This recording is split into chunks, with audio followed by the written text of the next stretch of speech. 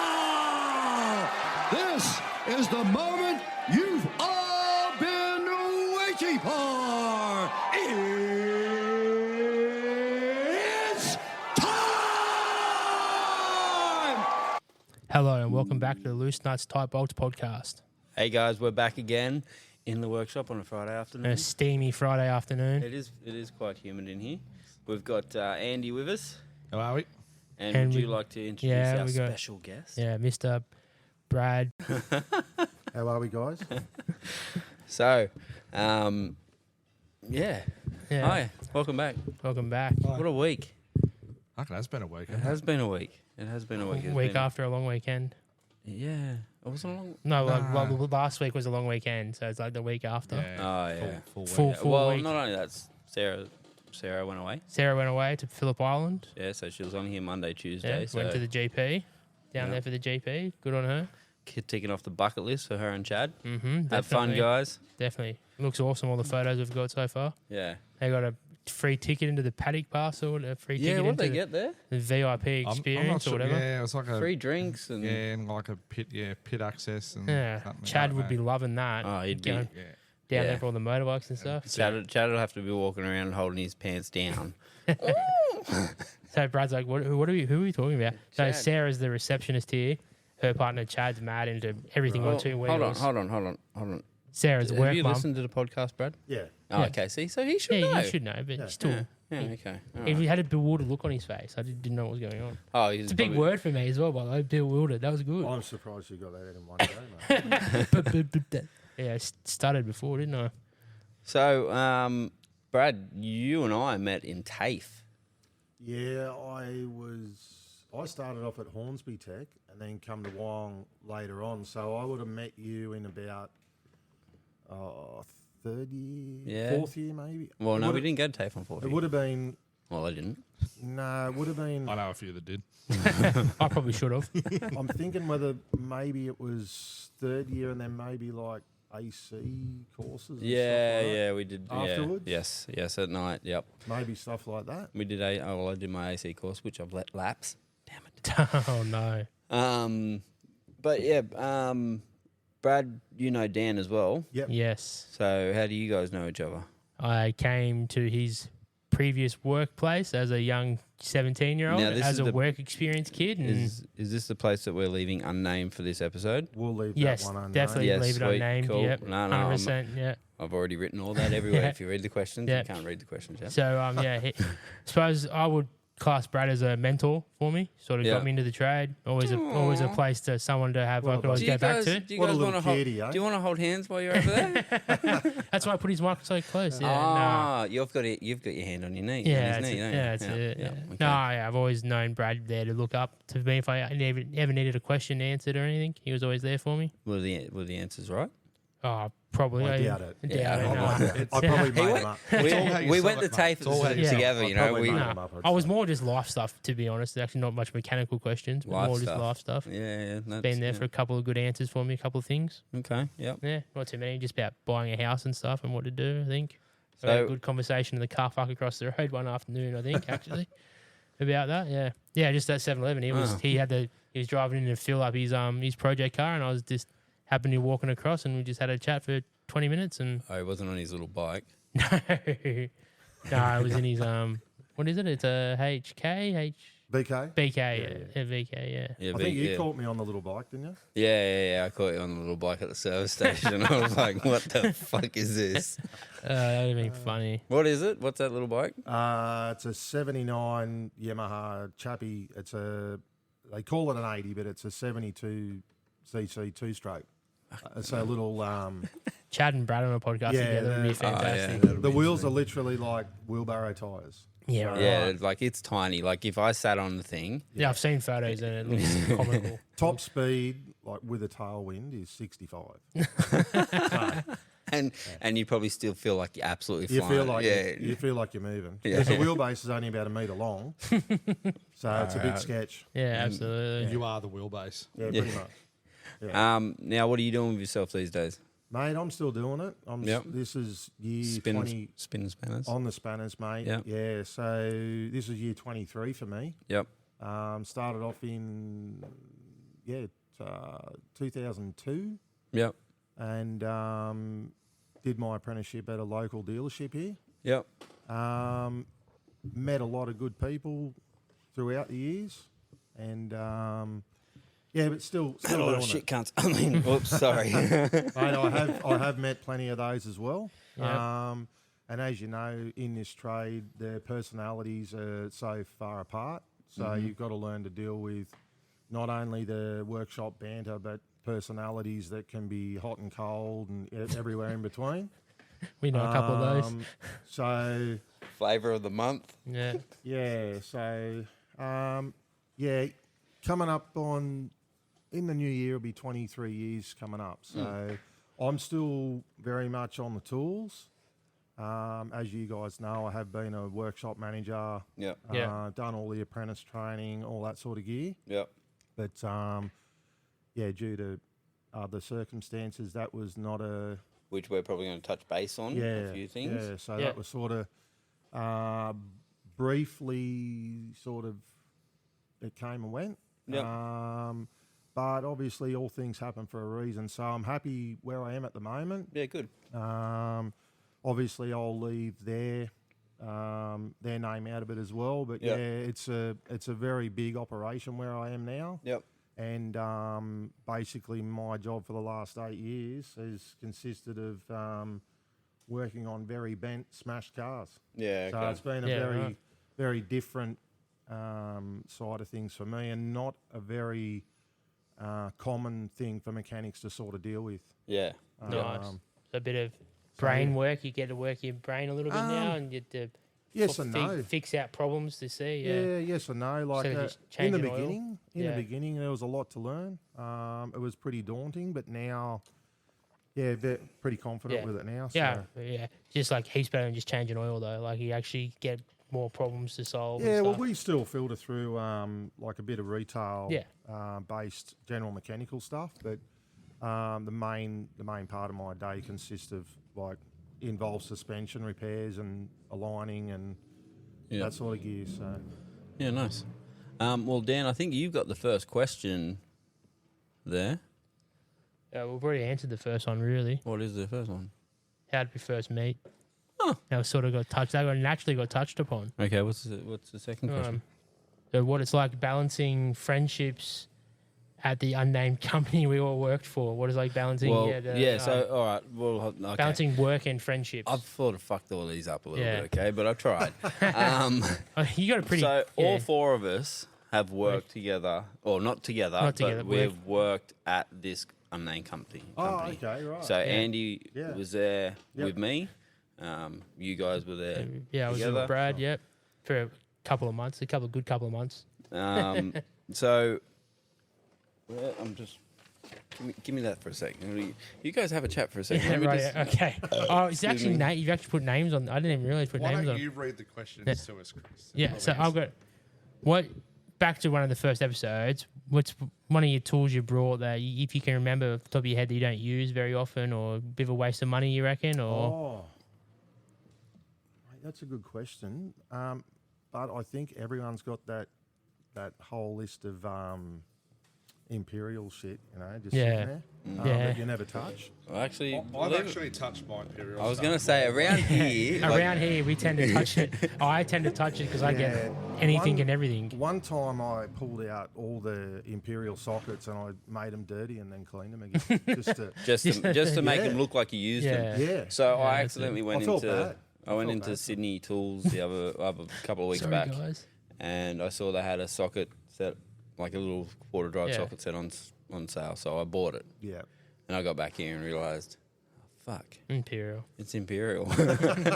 That's why I was on sale. That's why I was so cheap. That's why it was a Milwaukee set. And No. it was like $80. And I was like, Yeah, fuck yeah, to be honest, I alright. got the Milwaukee 3/8 set, and it's actually you used it quite a bit because I do everything from Yeah. anything, all ages, everything. I was like, I need to get a set of, because some of them were really high end. I was doing a lot of high end restored Jags from a company just down on Tuggerah here, and I was like, oh, I can't be using the wrong size on them, like scratch Yeah, something yeah. like that. I'm just like, $500,000 Jaguar. I'm like, nah, I got to get the right tools for this thing. I got them, and then they stopped fucking sending them. So I'm like, oh, well, fuck you guys. But I still use them and everything. You get the old HQs and all the old Holdens and Yeah. Fords and all the other European Well, shit. One of the other questions is LS or Barra? Mate, not going to say that I don't like a Barra, but I'm a V8 man. Well, It depends what we're putting the Barra in, though. Well, Are we putting it into a Commodore? Because that makes me... well, if Hato was here, maybe he'd be talking about that because good old Hato with his XC. Well, he's got a Keep forgetting with LS in it. XE? XE? Yeah, XE with an LS in it.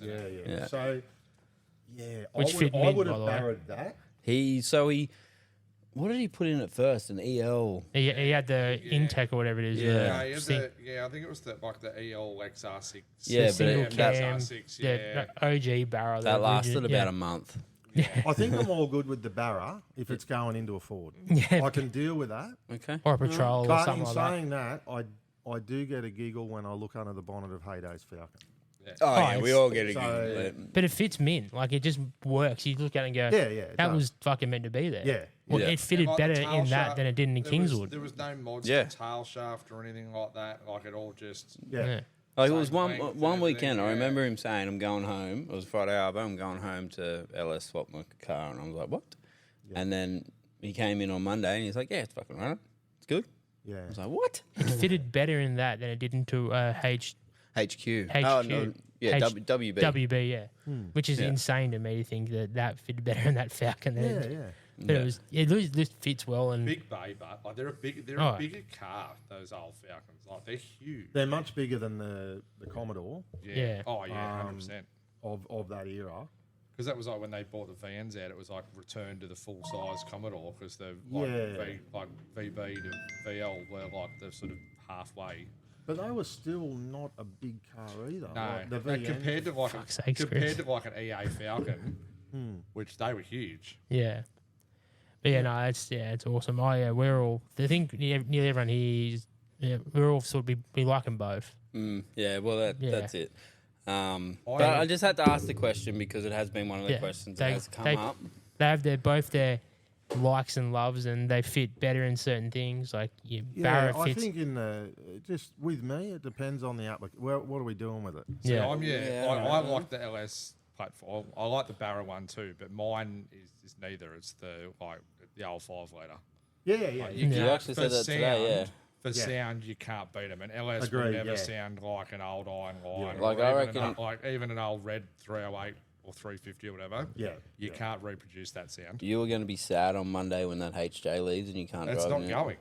You keep going over there and looking at it and pining over it, don't you? Yeah, It's for like- sale. I told him it's for sale. Yes, I can't afford that. Is it really for sale? Yeah. Oh, yeah, apparently because they were. Like, what is it? Motorbike show on or something? Yeah. Apparently they were going to do it up, but it's going to cost too much. So Yeah, they're gonna budget's sell it. super. Budget's not high enough. All right, so Brad, I've sort of figured out what's going on here. So you experienced something that none of us would ever want to experience. You had a bit of a workplace accident. I did.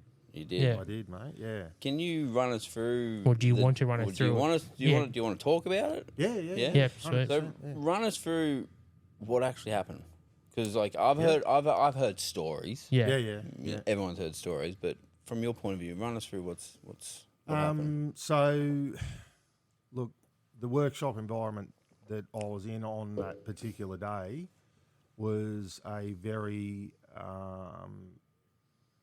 how would you put it? Like it was a high number of inexperience in the workshop. Yep. Can relate. I had, I think I had 3 or 4 apprentices on the floor and 1 tradie Oh yeah. on nice. the day. Oh, lovely. I was at that time, and look, again, I don't know what numbers that runs now, but at that time we were running between 20 and 25 customers a day, Yeah. which ranged anywhere from a rego check to a headlight globe, right up to major service, a clutch, general mechanical Yep. repair. Obviously, being the manager on the floor, it was not just dealing with the customer, doing the invoicing, taking the calls, quoting the jobs, prioritising the work, making sure everything was firing. It was also getting on the tools to get the work out as well. Yeah. And, And obviously go over your apprentice work. Yeah. If you've got that many apprentices. yeah, you've gotta- so combine a situation that just wasn't ideal with someone that was putting in a 60-hour week. I was doing a lot of uncounted hours just to get the work out. Yep. Sort of on the back of, we'll take you somewhere with this. Yeah. And so I was putting my family second every time. I was busting my gut. Sounds very familiar.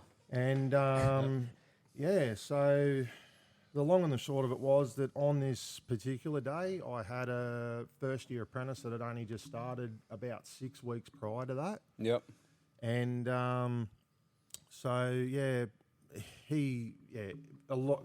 absolutely no experience whatsoever. Yep. So on this day, literally had cars coming in and out. It was hectic. No one had their brakes. We were absolutely pumped. And basically, I looked at this young kid and I'm like, how can I utilise him and, make him productive in some way? Yep. So basically, I was getting him to run the cars into the workshop for me. And Fair enough. and say, okay, let's get this car in the workshop. Let's get it in a situation where I can then go, right, that's your next job. This is what we're doing. And just try and get some sort of flow going. So he's driven a car into the workshop. It was actually a little Peugeot. I think it was a little petrol 4-cylinder Peugeot. Yeah. Little hatchback thing. So he's driven it into the workshop and it had a misfire. And we've popped the bonnet. He's still sitting in the car. And vehicle's running. And so I'm having a bit of a look and trying to get a bit of a train of thought on where to go with this and what we're going to start checking. And I've gone over to my toolbox to start getting a few tools. And I've asked him to turn the car off. So obviously I've been standing in front of this car while it was running only 10, 20 seconds earlier. And by this stage, he's now out of the car. And I've said, all right, start the car up and we'll start looking for this misfire issue. So he's started the vehicle. He's reached through the driver's window and turned the key. And unfortunately, unbeknownst to me, car was a manual and was still in gear. So not only did the car start, but generally 9 times out of 10, it will start, maybe chug forward and stall out. Yeah. But not in this situation. It started and literally drove. And so I was facing the car at the time, and behind me I had a car parked on a 4-poster. So obviously that car's about 250 mil off the ground. Yep. Anyway, so the car has started. I'm facing the car with the bonnet up. So he's keyed the car on. It's driven forward. I've had enough time to turn and put my back to the car, and it's then driven me up the back of the parked car on the 4-poster behind me. So it's gone up the ramps of the 4-poster, collided with the other car, and then gone sideways and ploughed into the upright, so the actual post of the hoist, and then sort of tracked it up behind me maybe 2 or 3 times before it stalled. Yeah. And then that's when all the fun began. Yeah. That. So That's very horrific. I really appreciate you saying that. I know how traumatic it is. I really appreciate you being so open and honest with that. I'm just here. You can see the awful signs, seeing inexperienced kid Yeah. doing the car, and it's a manual. Being a mechanic, it just ticks over in your head. You know exactly what's happening. Like left and but like you said, it's crazy to think you drove. You know, Yeah. As I said, I've heard stories, and I can honestly tell you that That's not what I've heard. That is not what I've heard.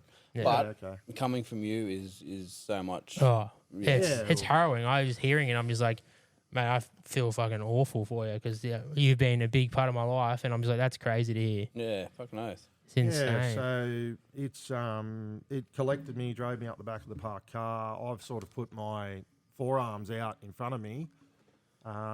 They've sort of hit the back tailgate glass of I think it was a Honda CRV or something like that. Yeah. And then basically my arms just blew straight to the sides, and I headbutted the back glass. And then literally straight away, I've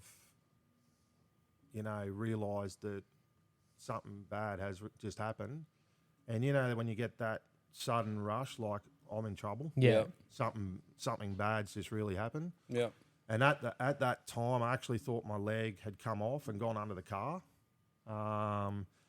So when the car stalled, I've pushed it back and it's rolled down the ramps. And when I've looked down, I've got my left foot on the actual concrete floor of the workshop, and my right foot was hovering about 2 foot off the ground with the tow bar tongue and 50mm toe ball completely through my right calf, and I could see the back of the tow bar tongue hanging out the back of my calf. So the whole toe hitch was inside me. Fuck me. Hell, That's hectic. it's Like, insane. That's crazy. yeah. Fucking awful. I had the tradie that was in the workshop at the time. He was about 5 or 6 meters to the Yeah. left of me, and I remember the look on his face and the high pitched squeal Was- that came out of him. yeah, pure And, terror. he was as white as a bed sheet, and That's not confidence the building, poor is it? bugger was just like, "Fuck, this is not happening." Yeah, it is. Fuck, it's happened, It's brother. happened, brother. Yeah. And so Call the ambulance, please. From there, I had one apprentice that was around the block picking something up for me, like maybe a part from Reptile Yeah. or something like that. I had two other, because it was sort of a split workshop. Yeah, I won't give it away too much, but No. I had two other workers out the back doing something else. So it was really just me, this other tradie, and another apprentice. Luckily, the other apprentice was clued on with the first aid. yeah. He'd done a lot of work with surf lifesaving. Oh, fuck. You're pretty lucky then. he stayed really calm the whole time. Awesome. So he sort of took over a bit. The apprentice that keyed the car on was obviously Shaken up. He he in was shock. basically a deer in the headlights. Yep. First year apprentice would be a young kid as well. but he was quite a big guy. So Yeah, he right. was about 6'3", 6'4". Yeah, like right. big dude. Lovely guy, by the way. I still to this day, I don't have any animosity, no Yep. hard feelings whatsoever. Yeah. And that's towards anyone. And obviously, I've spent a lot of time in psychologists' Yeah. office over this. Yeah. No, I could imagine. Awesome. Yeah, I really appreciate you yeah, talking about it. so It'd be hard, but The yeah. first thing I had to deal with was dropping the hate and dropping Yeah. the Yeah. the bad taste Oh, over yeah, the absolutely. situation, so that I could heal and move Yeah. forward in my life. Yeah. But basically, so off to hospital. I think we had 2 ambos there, like rapid response were there really quick. Awesome. We had cops, we had ambos, we had work cover. The place was shut down on the spot. Yeah. And yeah, obviously the apprentices and the other tradies Yeah. saw this as well. Yeah. So they were traumatized. Like it was a big deal at the time. Absolutely. It was 9 years ago now. Yeah. So, Wow. but that day, literally, I can't even put into words the damage it's done to me Oh, Yeah. and my family and my probably more so. Like it really gets to me. Yeah. We yeah, can see we that. can see We that. can No, see we that, really It's appreciate really, and I like talking about it because I think a lot of people get up in the morning and they take for granted that they're going to go to work and come home. 100%. And we take for granted our friendships, our relationships, everything like that. And honestly, on that day, I remember one of the boys whipped out my phone, rang my wife straight away because she was home that day. My Yeah. daughter she wasn't even 12 months old. Yeah. And I rang my wife, and I remember just saying to her, "You need to get here now because I think I'm going to bleed out." Fuck. So Shit. next thing you know, there's a BA Falcon Flying. coming down Tugger Straight, doing about 190. Yeah. Oh yeah. Yeah. I think she nearly beat the Ambo there. But yeah, I just remember effort. saying to her, "Look, you better get here. I don't want to scare you, but I don't know. It's if I'm not a gonna- good way. Yeah. Yeah, I don't know how this is going to go." Yeah. So we were just about to tourniquet it, Yeah. and luckily the Ambo got there, and he's like, "Nah, look, just let me do my thing." Yeah. So Sweet. he was unreal. I had a really good surgeon. I ended up with Sarah Hanslow, and she's a very good ortho Yeah. Right. surgeon, and her background is military. Oh, stuff. perfect. So Yeah, she's okay. done a lot of work with, you know, Shrapnel and all. Like, yeah.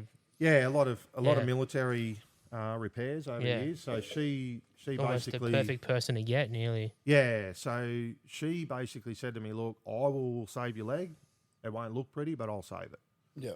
And she said, from there, it's going to be up to you with your rehab and what effort you put in as to what you get out of it.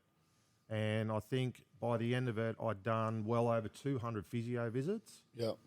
I managed to get a really good physio. She was unreal.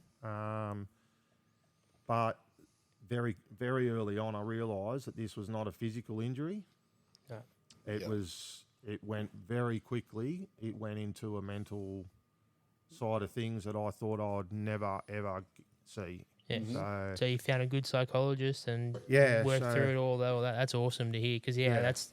you got the physical injury, but having that happen to you, the mental yeah. would be well, so insane. I think the turning point for me was that I was just about to roll over, I think, yeah, obviously a bit scattered with talking about it, but I think I was around about that 5.5 months mark with returning to work. Yeah. Yeah. The pressure from the insurer to get back to work was absolutely insanity. Yeah. So I've told you about the injury, and that was on the 15th of September, and I was back to work before Christmas Day. Fuck. I'm No not way. even joking. That's So, bullshit. yeah, so I had a walking stick. The wound was still open. Oh, you can't be. I couldn't weight bear. It was a joke. Like, it was literally ridiculous. That is ridiculous. And the pressure to get back to work was just Yeah. out of control. But I did what I had to do at the time. And obviously, in hindsight and looking back on that, like, it's just craziness. Yeah. But Yeah. When you look back, like, so at the time you did what you thought was right and you had Yeah. to do. yeah, All right. You put others before you. yeah, yeah, I know from experience, like I went through a similar thing. Not as damaged as you, Yeah. but mentally scarred and mentally damaged. Yeah. So, and I did the same thing. Got back into it.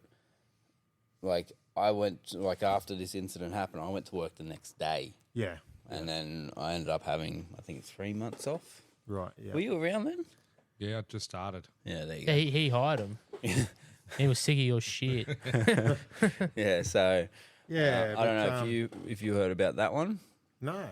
No, you didn't? All right. Well, we'll come back to that. Yeah, We'll keep going with you. Yeah, keep because- going.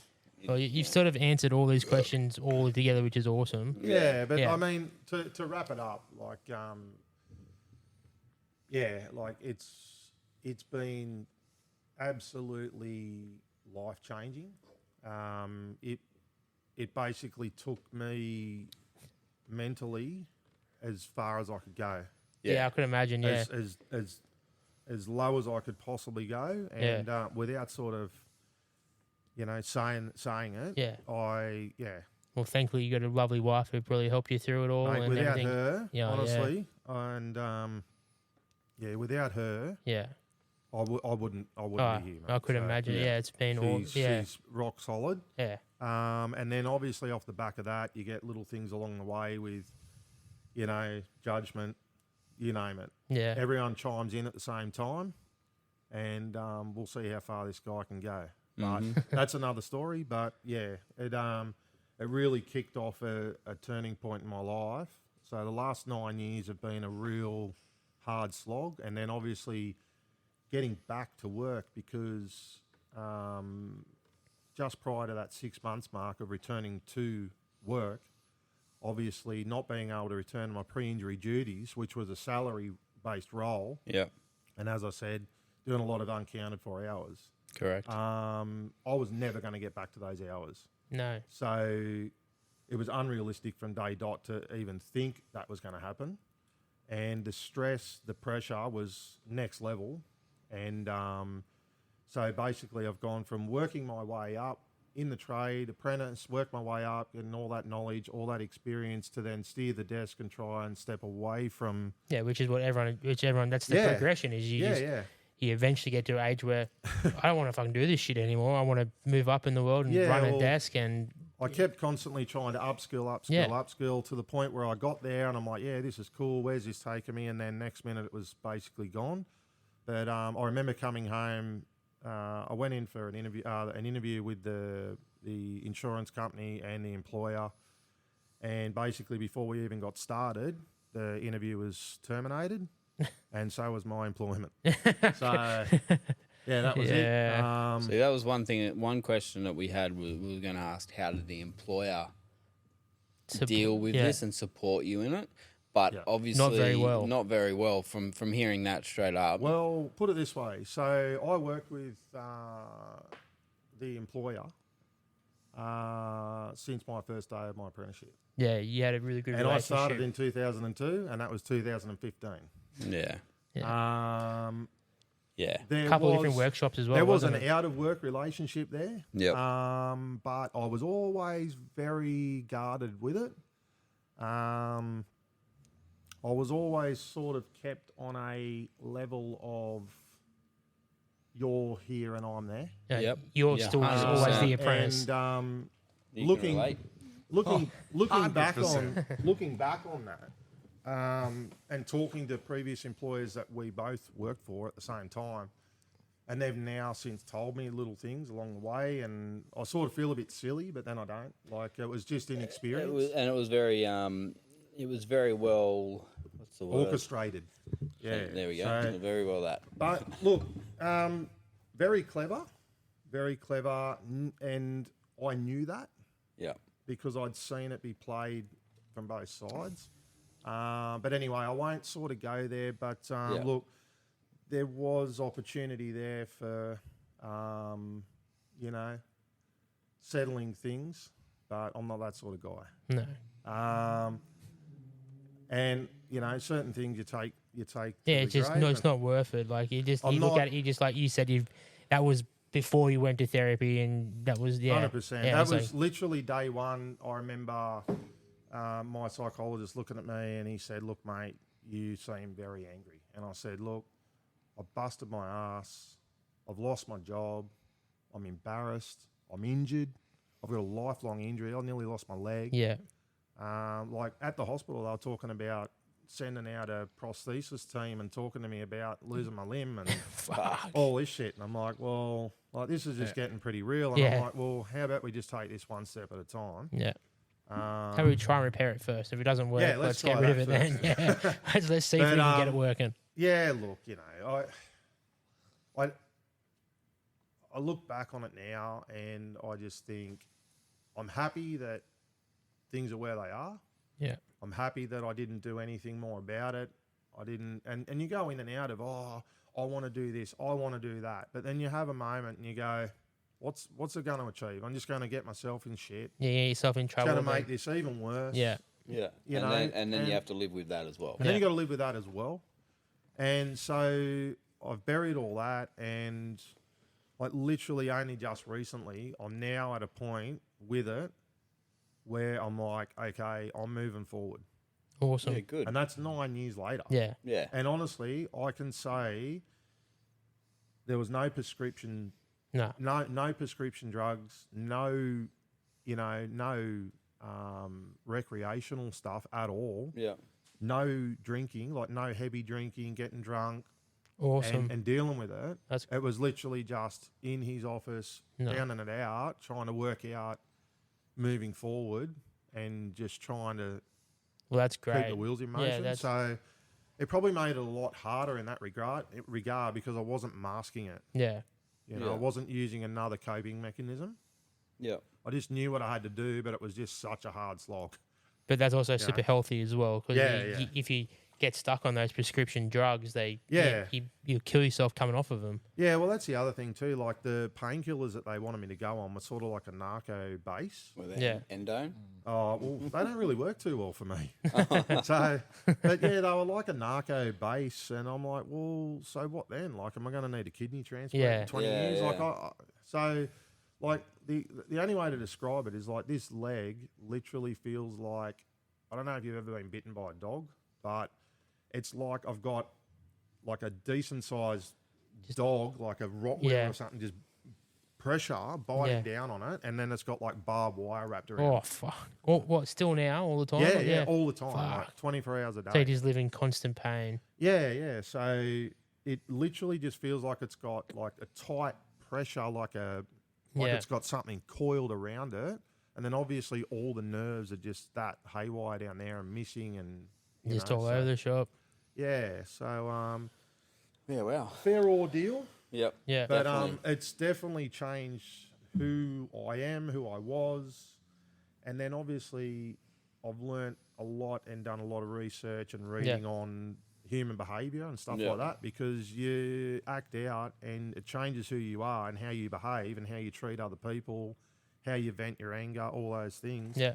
So I've had to do a lot of research on self-awareness, being aware of how I'm feeling, how I'm treating the people around me, how I talk to people, Yeah. how I'm dealing with myself, and how that's reflecting onto the people around me, Yeah.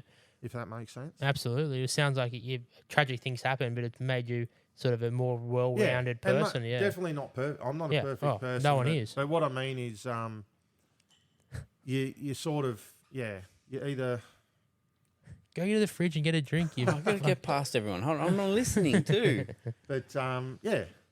that's the So, in saying all that and hearing all that, Yeah, I yeah. want to put an invitation out on the 27th. Andy's cooking a barbecue Yep. out in the car park. Yep. It's for the Big Blue Table, so it's Beyond Blue Mental Health Awareness. It's Mental Health Month. Yep.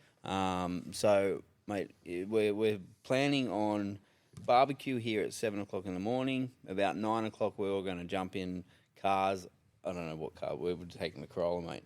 No. Yeah. It's silver or chrome. And Yeah. RMS says so. Yeah. Take it for a cruise down to Chromefest. Oh, yeah. So, So is that next week? not this Sunday, next Sunday, yeah. Oh, I'll be away. That's my annual boys trip away. Ooh.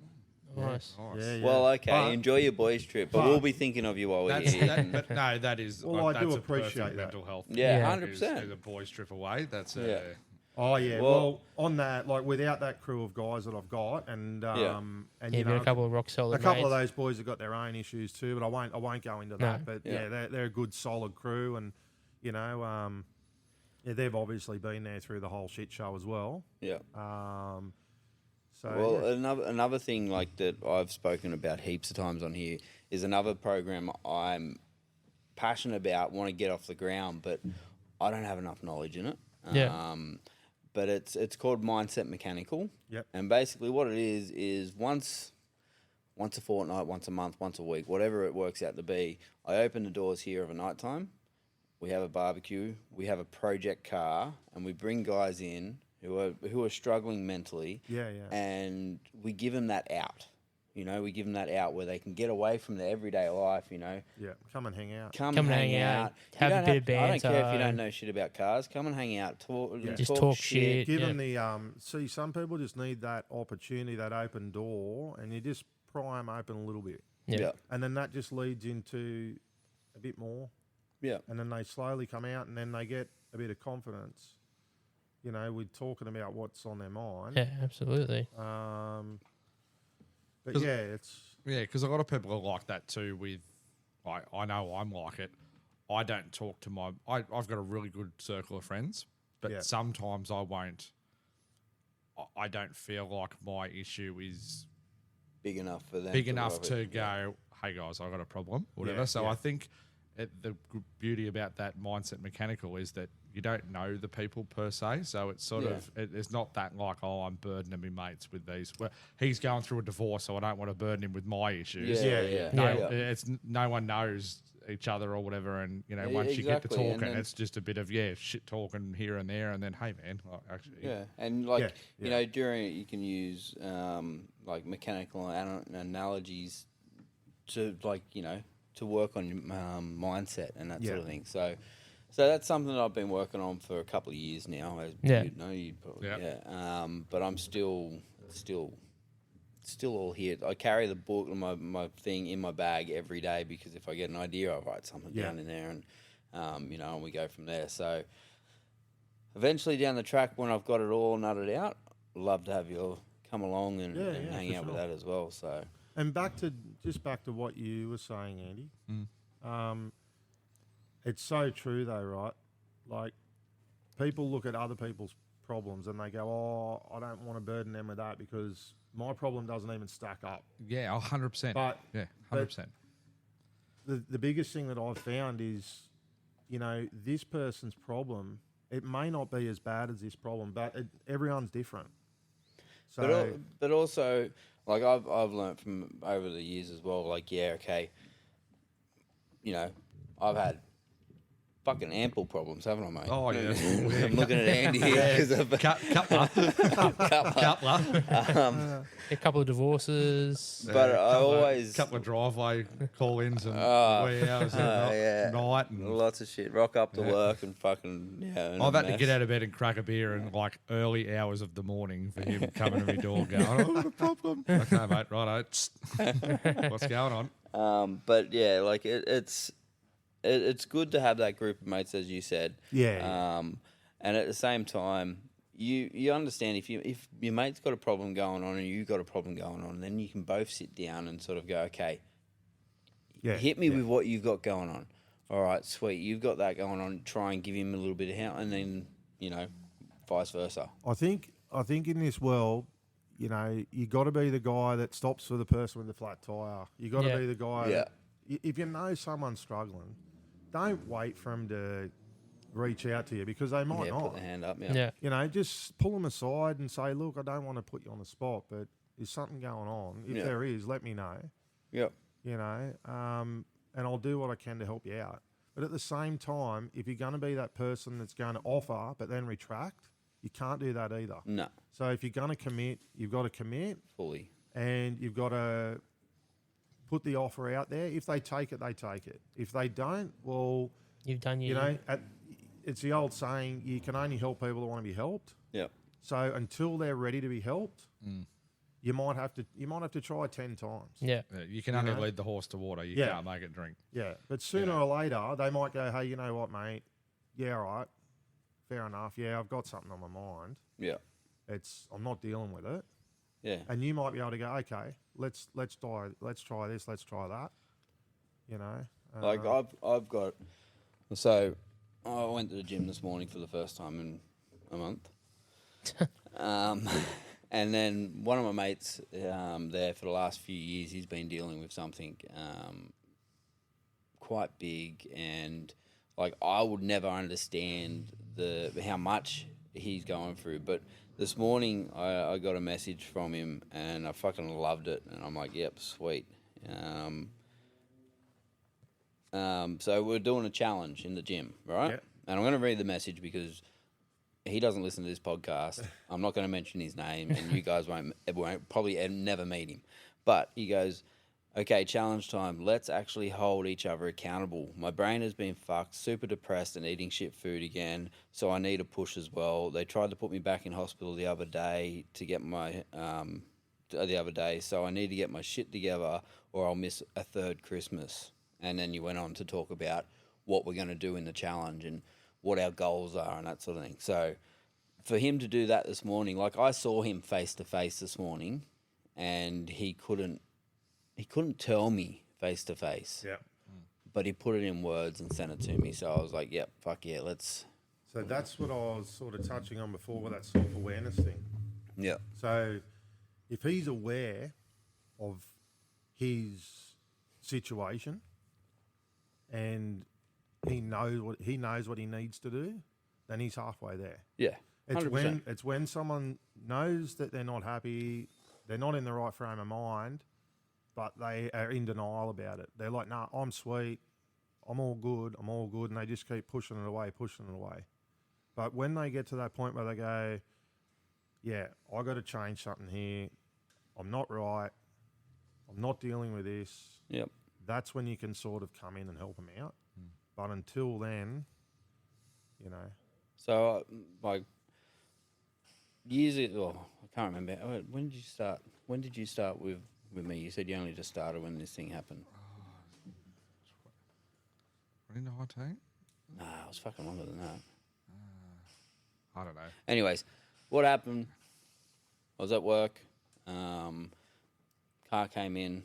I had a third-year apprentice work on the car. I trust this kid. Like, you know, he'd been with me for 3 years. So, anyways, he did 2 tyres and a rocker cover gasket on his car. Bloke wanted us to put it out the front and he'd pick it up later. So we did. You know, we already test drove it and everything, put it out the front.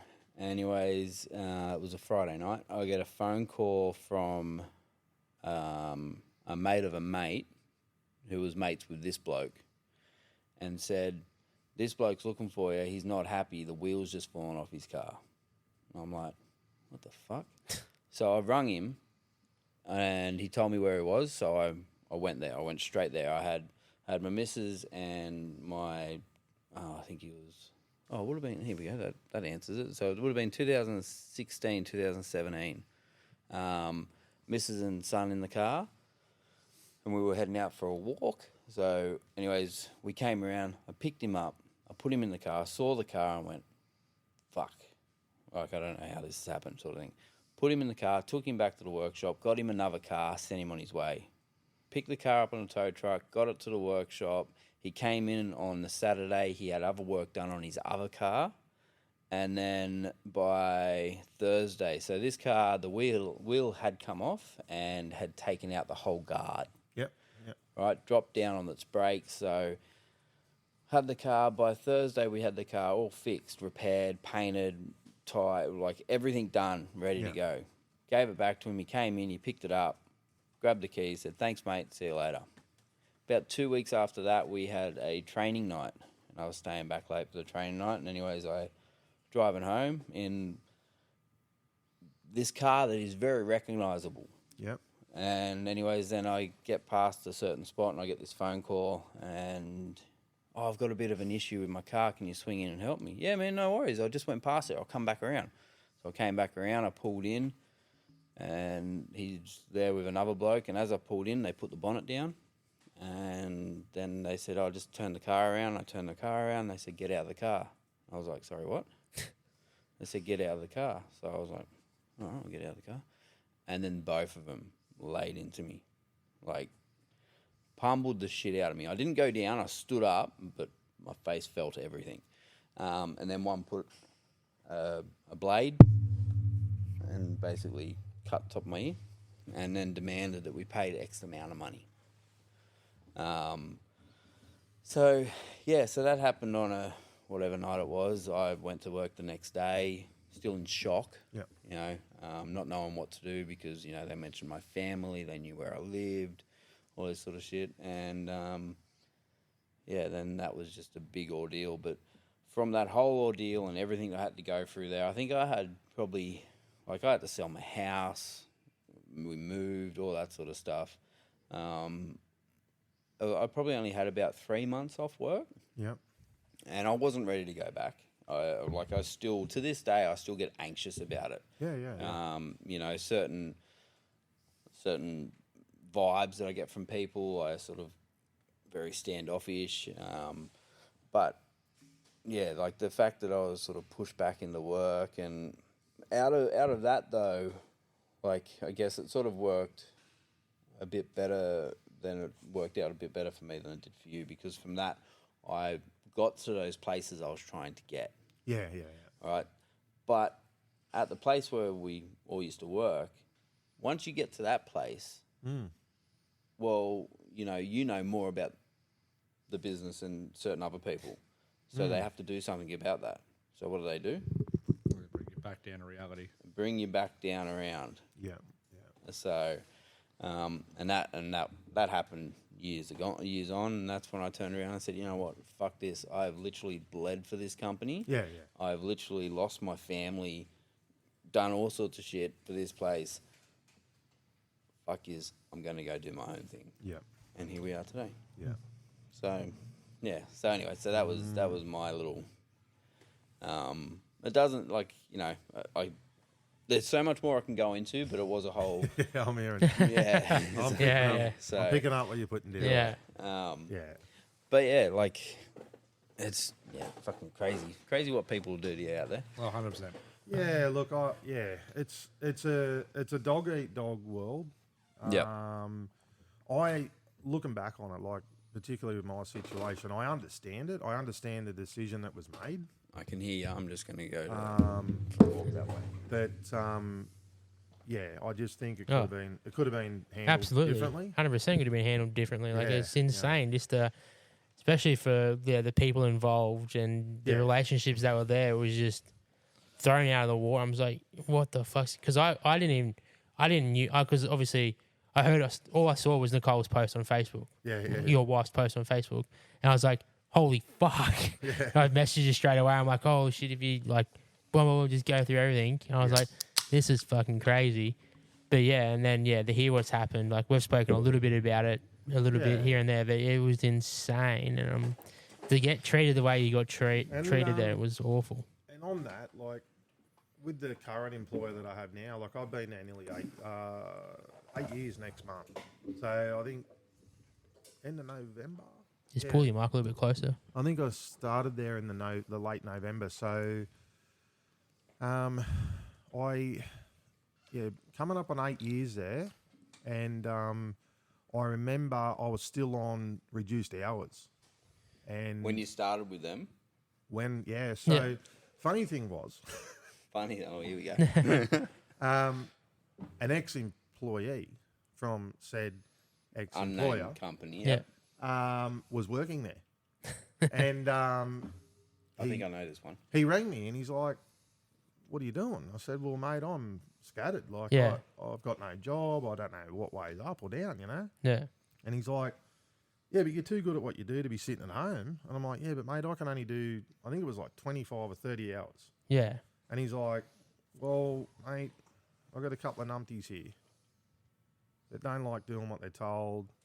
They're cruising all day. You know, one of them's leaving." I'm like, "Yeah, righto." So I went down there and I spoke to the owner. And I remember him looking at me and he's like, "So, hang on a minute. You are on reduced hours and workers' comp with a leg injury and you want me to employ you?" And I'm like, Yeah. Yep. and I'm like, Yeah, what's the problem? yeah, so about that, I'm getting forced to apply for 4 jobs a week. Yeah. And if I don't take them, if they offer me a job and I don't, like one of the jobs I got offered, it's $45,000 a year full time.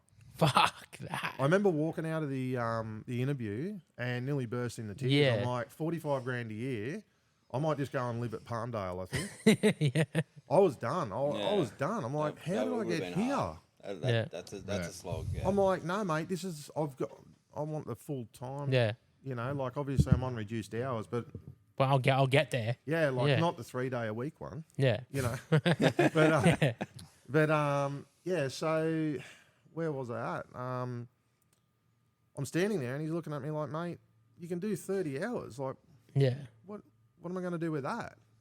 And I said to him, "You know They're what? good fucking 30 hours though. I said to him, I got nothing else to offer you. I said, I got no job. I'm on workers' compensation. I don't know what I'm doing here. I said, but I hear you've got a guy walking out the door. And I said, give me 2 weeks. I'll get my toolbox down here. Give me 2 weeks. If I'm no good, sit me down and just say, listen, I'm sorry. This isn't going to happen. Yeah. It's not going to work. And I said, I'll get you whatever documentation you want to make sure you're not liable for anything to do with this injury. Make sure that you guys don't get caught up in any of it. And yeah, so essentially he spun around. He was nearly walking away. Yeah. And I said that to him, and he turned back and he looked at me and goes, righto, bring your toolbox down. Yeah. So I got my toolbox down there, and I'm like, oh, so where'd the other fella go? To said ex-employer. So that was the funny part. Yeah. Yeah. So anyway, so I walked in there, and after the 2 weeks ticked over, I went into the office there, and I'm like, "Hey, boss, How'd I go? so what am I doing with my toolbox?" He's like, "Well, I hope it's staying where it is." Beauty. And he's like, "Because if you keep doing that, you know, Yeah. I can only imagine what you'll do in 40 hours." Yeah. And I'm like, "Are you sure?" And he's like, "Mate, just keep coming to work." And I said, "Are you sure it's all okay with going to my physio appointments, all my appointments?" He goes, "Mate, you give me your 30 hours, tell me when you got to be here, when you got to leave, I'll make it work." So, and these are the things that you remember. Oh, 100%. Oh yeah. Cheers to that Yeah. bloke. Yeah. Very, very good company. Yeah. And that's why they've got people that have literally worked there for, I think one guy's worked there for 43 years. Fuck Yeah. hell. You got blokes there like in their That'll 60s. be Andy here. Absolutely. You got guys there in their 60s that have been there for 20, 30 years. That's how you know you get a good company when you Like like at that. least, I reckon half the staff there have been there for decades. Like Yeah, part of the Fuck yeah. furniture, turn up every day, and you just get left alone, do your job, go home. Just do the right thing by them. They do the right So- thing by you. And I mean, Yeah. like, touching on that, said employer, Yep. right? Yep. I love this. I had a discussion with them once that was heated, which many of my discussions with them were heated because You had a heated discussion over a floor cleaner. sometimes the floor needs to be cleaned. And he basically said to me that he doesn't want thinkers. He Yep. just wants people to do Heads on sticks. Heads on to sticks. do Boom. to do offer script. Yep. And he goes, because those people won't be here in 2 years' time. And I thought, what a horrible business plan Yeah, you've got. You're just a production factory. And like, you know, it doesn't matter how good of a mechanic you are. If you go to another workshop, it takes you time to fit in and adjust to what Oh, they do. 100%. Because every workshop 100%. does Fuck off. shit The day different. that you started here, you were calling me a cunt. Well, because you are. Fair. You've gotten worse and worse ever since you got that prescription as well. That's actually not. off. That's actually not true because they're useful. But I've got dirty hands so today. you know, let's say it takes 6 months to see someone's true potential. If you expect 2 years out of them, like you're employing for 18 months, Yeah. what an absolute joke. Yeah, it's just You know? pathetic. Like it was just a turnover. It was just a revolving door. So for me to be where I am now, obviously, and I've told them this. Like I've been very honest with them. Like it's a family-run business down there. So like it is a personal level down there. When you're talking to the owner, you're dealing with the owner literally every day, and he is all hands on deck. Like this guy is absolute. Like his work ethic is second to none. So a bit like yourself, Chris. You know, like What do you mean? He was away today getting a manicure or something. I wasn't getting a manicure. Do you have like a laughing Yeah, button you I- can press? yeah, somewhere But, around here. Fuck, here we go. But yeah, like Oh, no. so it's chalk and cheese for me, and Oh, I've never forget had that. But the hard juggle for me at times is the fact that I'm still on the tools. Yeah. So I've only just ticked over the 40. And by now I sort of had other ideas Yeah. previously, but I've got an offsider that I poached from, you know, who? Said ex employee. Yeah, so I poached him literally straight The X away. is a funny thing too. Yeah. And he came down there. He's been my little protege literally from day dot. Yep. So that's in Blakey. So he came straight down there, and he was only fresh out of his time. Yep. And mate, I don't think we've ever had a word, like ever. Yep. And literally, as you know, like I'm basically self-diagnosed adult autism. Yep. And Your Snapchat mate. videos I am- definitely say that. I don't know what is above ADHD, but I've got Squirrels. that. I've definitely got that. Yeah. But anyone that's worked with me or in the same workshop knows that I come out with some pretty. Oh, Like it's I got legit some shit. funny stories from TAFE days. Oh, Yeah. it was And shit that you did at TAFE that I don't even want to fucking Yeah. talk about on here. shit gets pretty crazy. it was at the times. fucking best time sometimes. But I swear to God, some of the shit I get away with at work, like no one else would. No. You know, and it's probably because when the door's shut and I've gone home, they all stand there and go, "What is that bloke's fucking deal?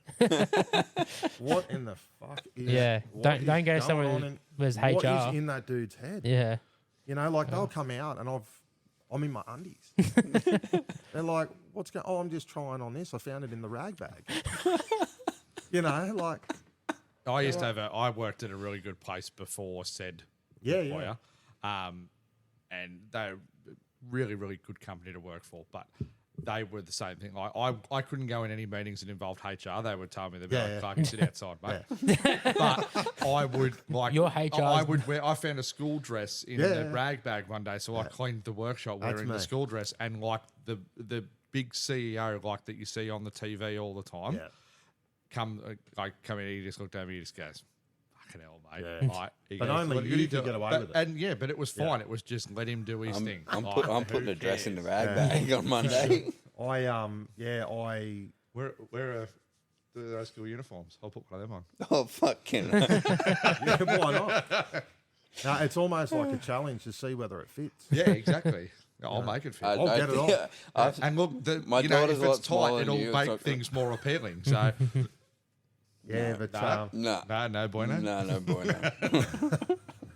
I used to pick up on all your little autism tics, all your weird Oh, noises mate, you used to yeah, make, and I look. used to take him home, and my mum would go ballistic. She was like, "Shut the fuck up, Daniel. Yeah. Where'd you get this from? Oh, work. Fucking work." yeah. Oh, look, it's like in my over the years, I've probably had like there'd be tens of apprentices. Like it'd be like well over 40 apprentices that I've had to train, deal with, Yeah. mentor, all that sort of gear. And like they just stand there looking at you like, what is this bloke's fucking caper? What is he going on about? You know? Is this guy really training me? Yeah. Yeah, yeah. And then they sort of see me, I'm like serious for like 10 minutes of the day. Yeah. So then they're like, they get that little glimpse of it and they're like, oh, okay, so he is. He's a human. He's He just is doing in weird there. shit, He's got- yeah. There's someone in there. He just hides most of the time. Yeah, yeah. But like, it's, I think it's what gets me through the day, eh? Like, Yeah. I couldn't just be in the workshop and be serious. Oh, about it. You Man, have if to. we come in here and the workshop's quiet, Oh, it's fucking weird. Oh, it is. It's weird. Like, because I'm a bit like you, right?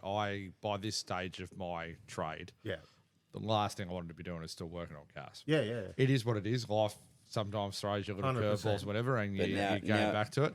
Do you know what? This is probably the best place I've worked on the tools because it is different. No, but it is different. Well, then I got to work on the desk, and then I got to spit on that thing. while someone's on his like daily excursions off for 2 or 3 hours at a time, you've got to go and do the desk and shit as Yeah. well. Yeah, and, you know, answer the breaks it up phone. a but bit. yeah. Anyway, but I've 'Cause worked, Hayden- I've worked Hayden hard can't to get answer this, the phone. so but I don't particularly love being a mechanic. It's not my favourite job in the No, world, no, right? 100%. But so Who you've does? got to yeah, Hayden.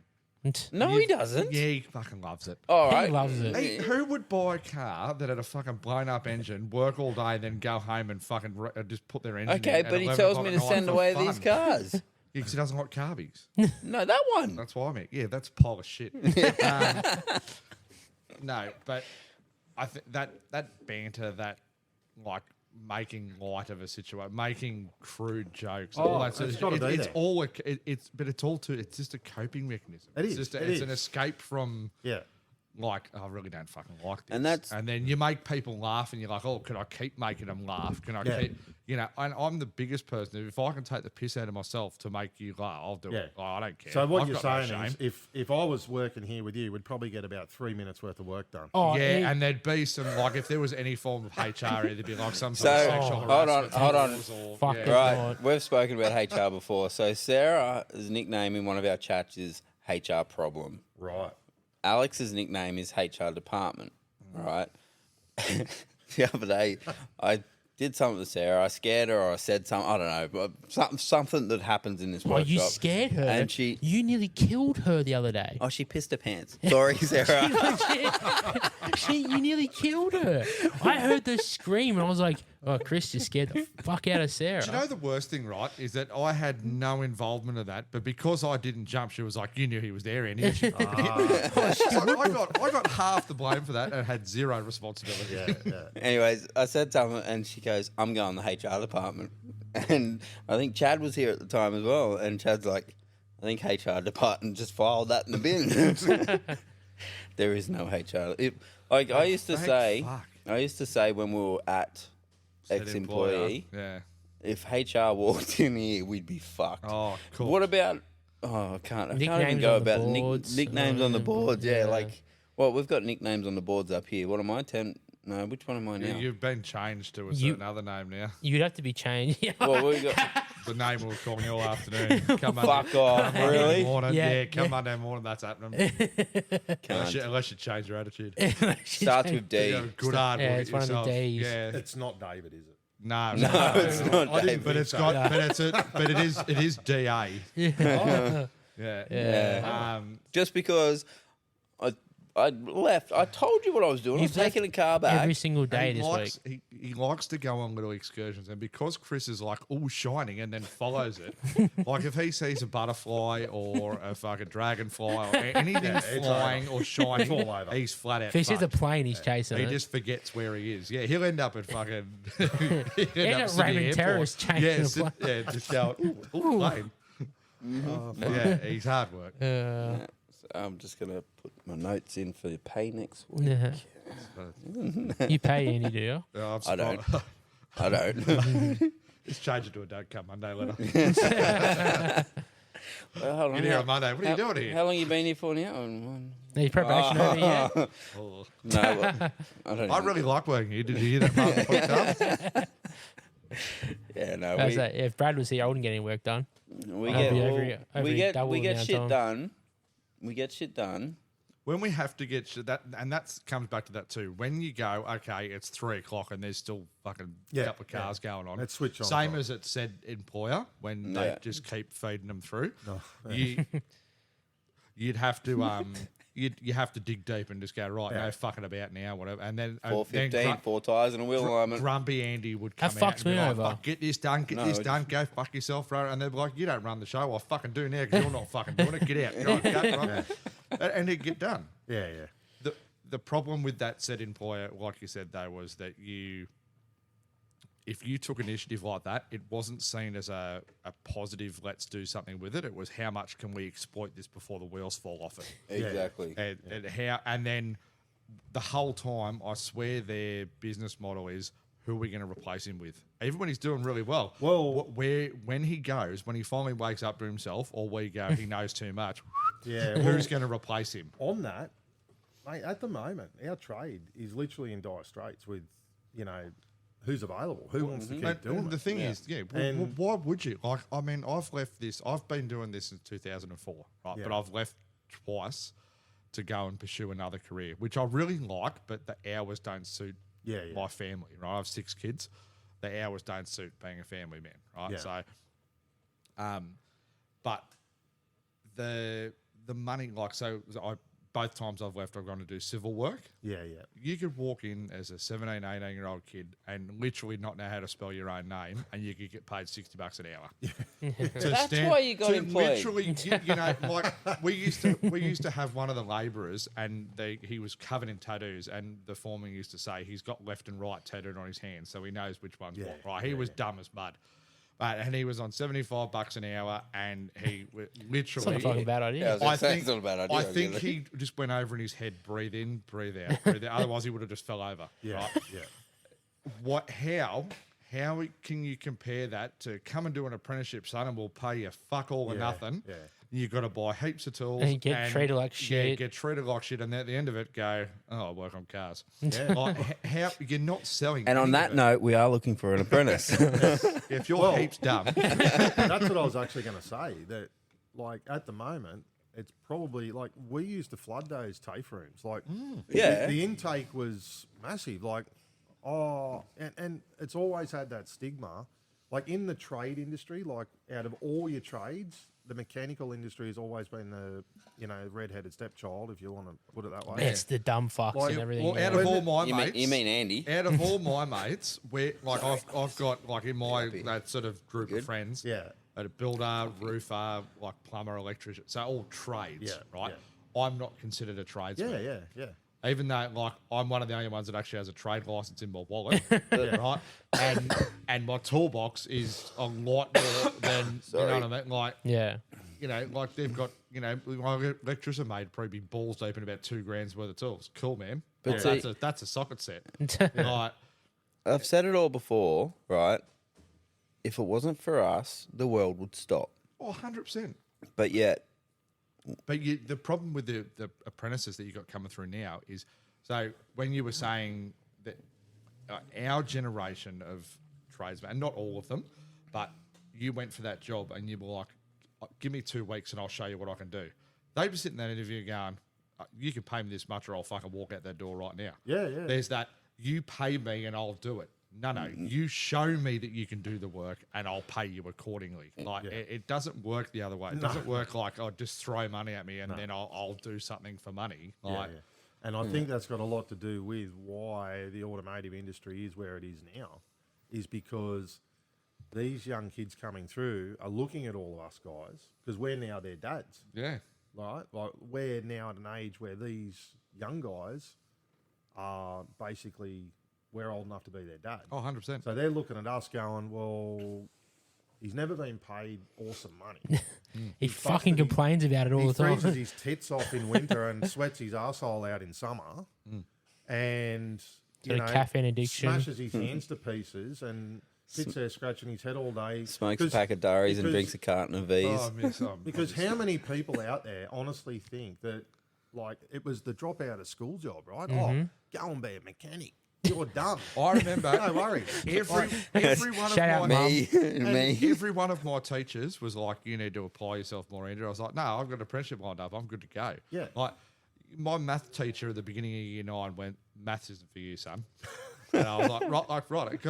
I didn't care. I was Yeah. going to be a mechanic, and Yeah. that was just the end of that. But it's you always know? had that stigma that it's for people that aren't switched on. But the thing is, at the end of the day, how many people out there think that you literally plug a scan tool in and it spits out what's wrong with the car? 90% of the people. Like, Yeah, that's it. Oh, can't you just scan it? yeah, you Yeah, just yeah, Yeah, I scan it. can. Oh, there it is there. Look, that's what's wrong with it. Like, just put one of those in it. Yeah, it's done. sure. See what happens. Well- I was actually a broken wire up in your dashboard that I'm going to pull out. Like, It's not fucking The, easy. the amount of headache in this trade, and then you're dealing with the old ever since ya Yeah. as well. oh, So that's a fucking nightmare. that's one of my favourites. Yeah. Ever since ya. No matter, you could do a punch repair for them, Yeah. and then ever since ya, Yeah, exactly. Yeah, ever now since ya starts happening. So Yeah. ever since you did that puncher repair, Me car's got a my misfire. wipers aren't working. yeah, exactly. Like, There. I yeah, am.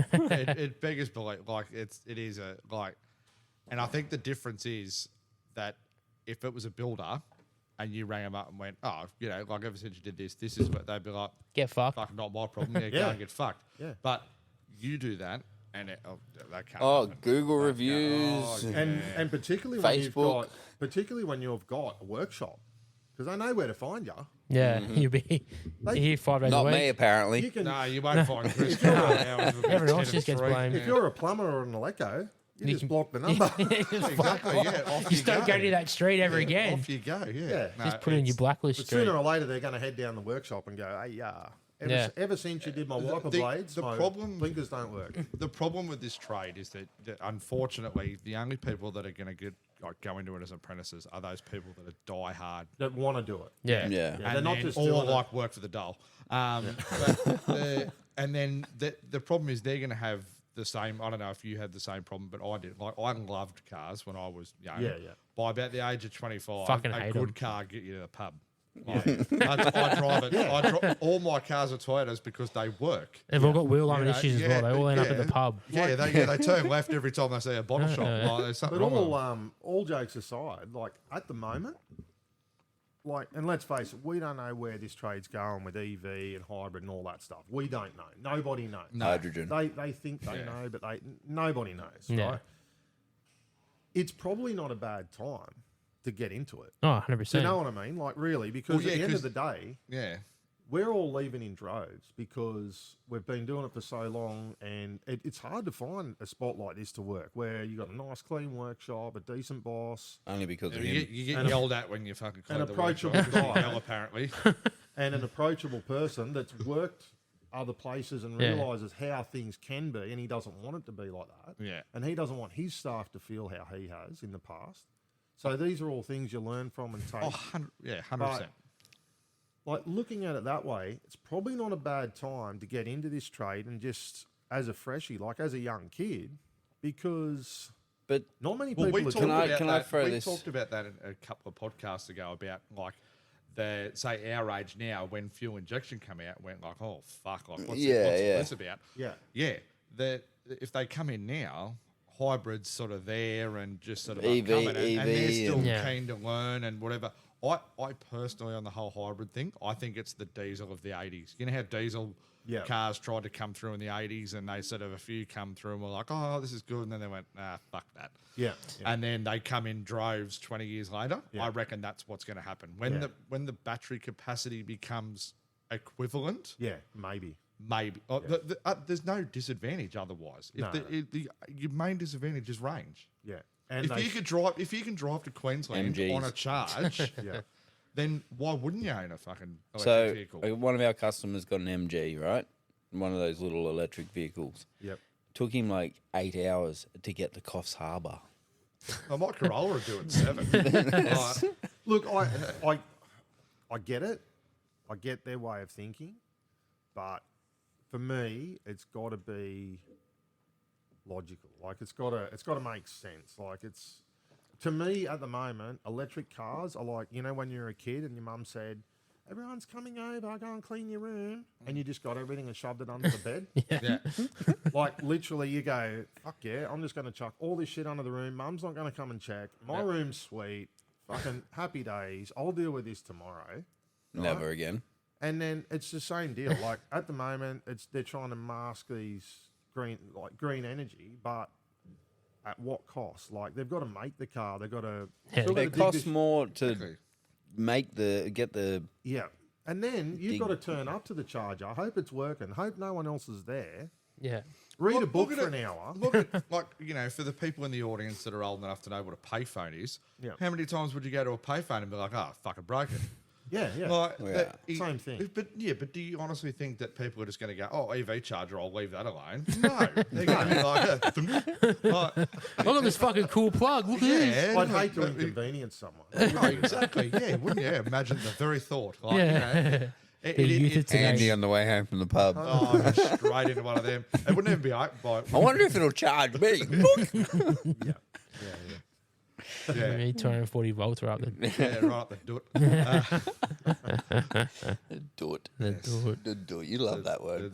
It's a political. incorrect But way. see, with the apprentices coming in, right? Like, No I one want know. to fucking work anyway. Well, yeah, but I know when I started, like, right, I was on $197 a week.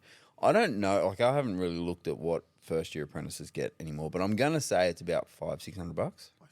Oh, it'd have to be. It'd have to be for sure. Okay, so that's a first year apprentice, right? Second year, let's go $600-700 because Yeah. it doesn't go up that much, right? Second year, To third year. fucking electrician Benny, fuck you. Excuse me. He's bringing home more than I'm making, more than my wage. And he Let's gets be- RDOs. Let's be honest. House is 3 wires.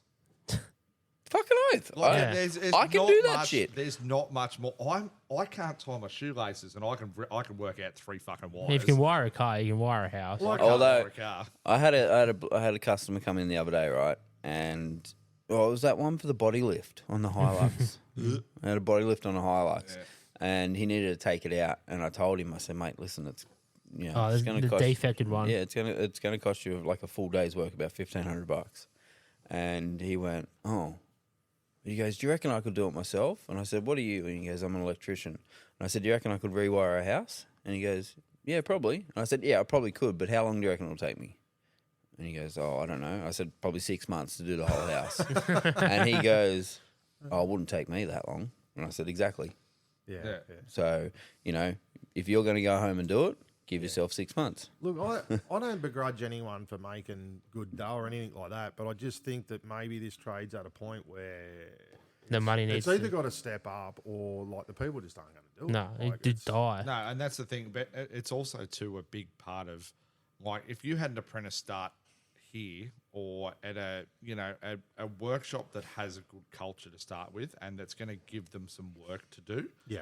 They're gonna either figure out very quickly whether it's for them or whether it's not. Well, they're definitely When figure you out first day when their when mum you gets go abused. when you go to said employer or, like, let's be honest, a lot of dealerships, you're going to be put away in the corner for a bit. If you pass your probation, and normally that's by default because the other bloke walks around the circle and one like doesn't go to TAFE, then you're going to be on a production line, and you're going to see money getting your bank account every week and go, this is brilliant. But by about 4 or 5 years into it, you're going to go, I fucking hate cars. I'm never going back to it. And you leave.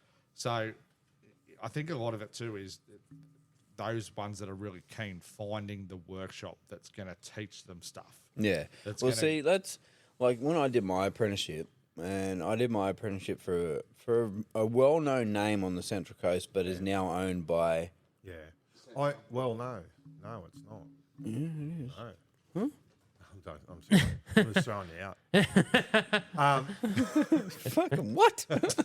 But you did luck out there. Like that was a good landing for you Where you were. Oh yeah, for sure. Yeah, that was and he was very, Knowledgeable. very. Yeah, he was like, and this is the workshop that I'm trying to create. He didn't say no, and he'd spend months on a car, but he'd fix it. Yeah. I've done similar things. One car, I was like, fuck it, get it out of my sight now, and that was that fucking Range Rover. But that needed to go and get a upgrade done. Yeah, it needed an upgrade done, and I couldn't do it here. Yeah. Or can I? Now, because I got Too late now. No, you can't. The It's answer is probably no, you can't. that's probably not a bad topic that we're sort of touched on here, because I was going to mention that earlier. Like with the mechanical trade, there's not many people that are across the board on every aspect of the mechanical trade. No. Oh no, like absolutely not. And then you got people that build engines and shit like that, and you put it on a dyno and it pops. Yeah. So they're not an engine builder. You No. know what I mean? Like they might think they can build a motor. Like But if it, I know, But an engine builder too is not going to, like, an engine builder too per se is not going to be go, oh, what's that knock no. in the rear end? I don't They're wanna like, know oh, about I don't- yeah, and it's sort yeah, of, the and engine's it's sort running of- fine. I don't give a fuck about Yeah, that. it's sort of almost beneath them. He like doesn't want to be the spinning rest of filters. the car. Yeah, Yeah. that's right. He doesn't want to be spinning filters or No, looking for a suspension. no, he knock wants to be or- getting his fucking bearing blew out and fuck, He wants Yeah. to be in the engine room, building motors, and just that's shots it. fired at all engine builders. But what I'm sort of saying is that you've got guys like, and I'm a bit of a mixed bag because I haven't had the luxury of working for anyone where I've had that time to sit there and diagnose properly and nut it out and really build on my diagnostics. Because 9 times out of 10, it's, oh, you want to run that in and see what's going on with it. It's like, yeah, no worries, bring it in. 5 minutes later. So what'd you find?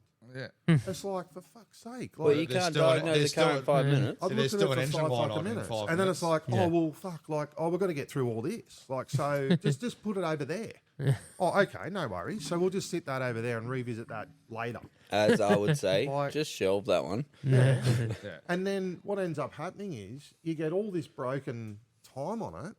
You can't get into Yeah. the frame of mind to diagnose it. And that's what happens. That's what happens here. Yeah, and then you end up going, fuck it, take it to the dealer or take it to this Yeah. guy, take it to that guy, because you know they're probably going to know what the problem is because they deal with that sort of diagnostic stuff every day. Yeah.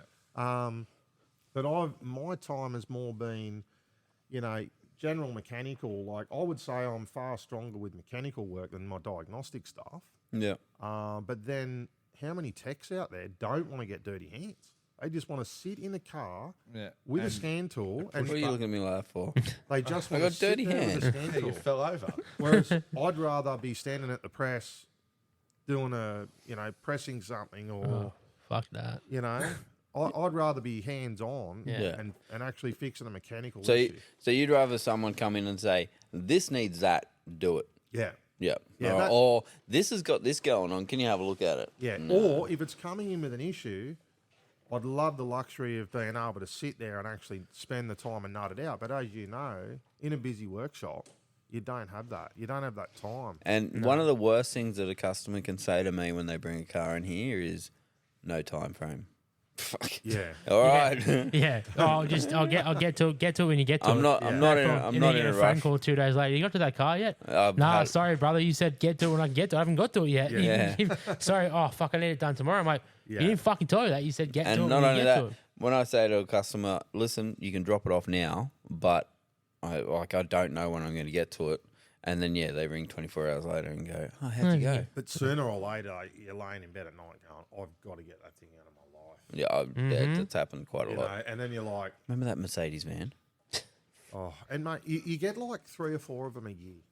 Where you, Oh, I don't know about that. No, not here. You get like 10 a week. Oh. Brother, he collects them. He's like trying Pokemon cards. He's out here collecting them like Pokemon. As I said, I don't say no. We don't say no. If someone comes in and says, "Can you do this?" Fucking oath I can. Just going to take a long time. Just like, I had a bloke come in before. He's got a Dodge Ram and he wants light bars and he wants it fitted this way and he wants a dual battery setup, but he wants it this way.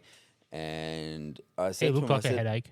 No, because I said to him, I said, "Mate, yeah, you know what? I can do whatever you want. However, it's going to take time, which is going to cost money." And he's right. like, "It is what it is." Driving So, a 15 brand new But- 1500 Ram. yeah. 'cause what's the average labour rate now? You reckon? So our labour rate, and I'm happy to talk about it. So service wise, so if you come in and say you want a minor service, Yep. we're $135 an hour. Yep, yep. If you come in and go, More involved custom sort of mechanical work. so mechanical work, $150 an hour. Yeah, yeah, 100%. Diagnostic work, Yeah. $185 an hour. Okay. So because that scanner's not going to pay for itself. So No. the second that scanner goes on, you have a minimum charge of half an hour's labour Yep. diagnostics. Yep. And then from there. But in saying that, right, you do lose money on diagnostics Yeah, because of the fact that like that Range Rover, I burnt how many hours on that, Oh, fucking. and it was because it was. I won't. Yeah. Anyways, I burnt hours on that, and I wasn't like I was going home and I was sitting like this is why I bought this iPad so I can go home, sit in bed, and research. Yeah. And I was sitting in bed and I was coming in the next day and I'm like, oh, I'm going to try this. And then, Yeah. and then we're looking for that fucking battery. And didn't Doesn't have one. fucking have one. Oh, that little auxiliary. Yeah, it thing. didn't fucking Yeah. have one. And, and I was ripping the car You apart just because needed to read everyone's one saying, paragraph down on the forum. everyone was saying that this car, like even the dealer, we've got a mate that works at whatever the fuck they are down there. And I rang him and said, hey. And he's like, yeah, just to replace that battery. It'll be all. So, all right, sweet. Where is it? It's here or here. Yep, sweet. No worries. Seen him before. It's not fucking there. Yeah. So, and like I was Googling and No, it's because it's like the 6-speed had it, but the 8-speed didn't. And yeah. So like So- what you were touching on before, like I suppose, thing I enjoy about working here with mechanical stuff is that both the boys here that I work with don't like carburetors. Yeah, okay. I quite enjoy working on carburetors. Yep. Or carbureted cars. So I like that side of it, but I also I like those dirty jobs that people don't like. People balk at, like swivel hubs and shit like that. Because Oh, fuck That's yeah. good to know. Send him to Andy. Mazda MPS. I'll subby that shit to you. Because but you know what? Because it get dirty and it's Yeah, involved when people go, oh fuck that, and they just leave you alone, Yeah. and you just get left in the corner and you fucking do your Mazda thing, and you have a MPS? bit of fuck.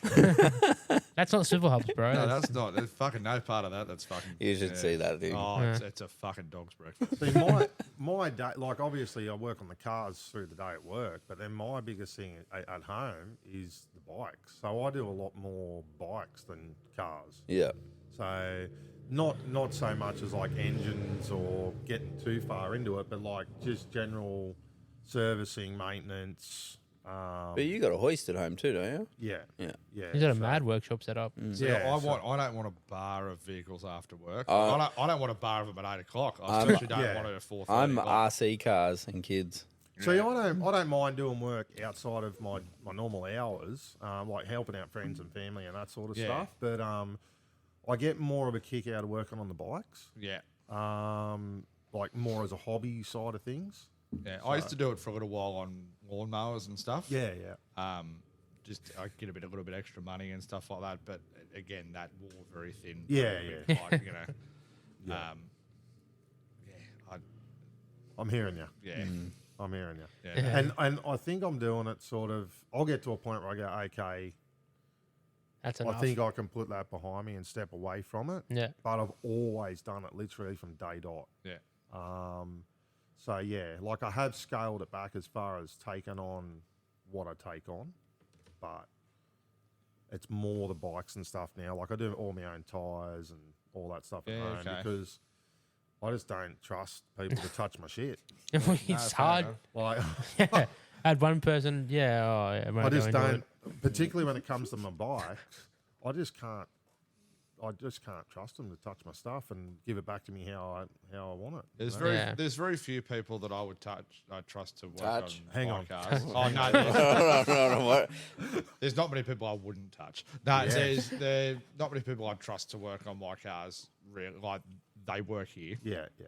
that I would let, but otherwise, no, there's not. They, him. I- He I- works here. Well, you don't work here. No, you probably trust me to do a wheel alignment. Oh, Your yeah. name's on the doors. Your wheel alignment from like a year and a half ago on my Prado is still fucking mint. Like, yes, absolutely. And it's got flogged control arms. I Like, think my problem is I'm so OCD with how I do shit. Like if I do a job, I'll go to town cleaning everything, and if I goose something up, like it's got to look mint when I'm done. I'm just OCD. So if I get someone else to do something for me and I look at it and I go, that's a busted ass. It does Well, my head. see, so I this don't is- like dirty wheels, right? And everyone gives me a fucking hard time about it. But every fuck, time he's I do always washing the tyres, I cunt's fucking wheels. wash customers' wheels. I hate that.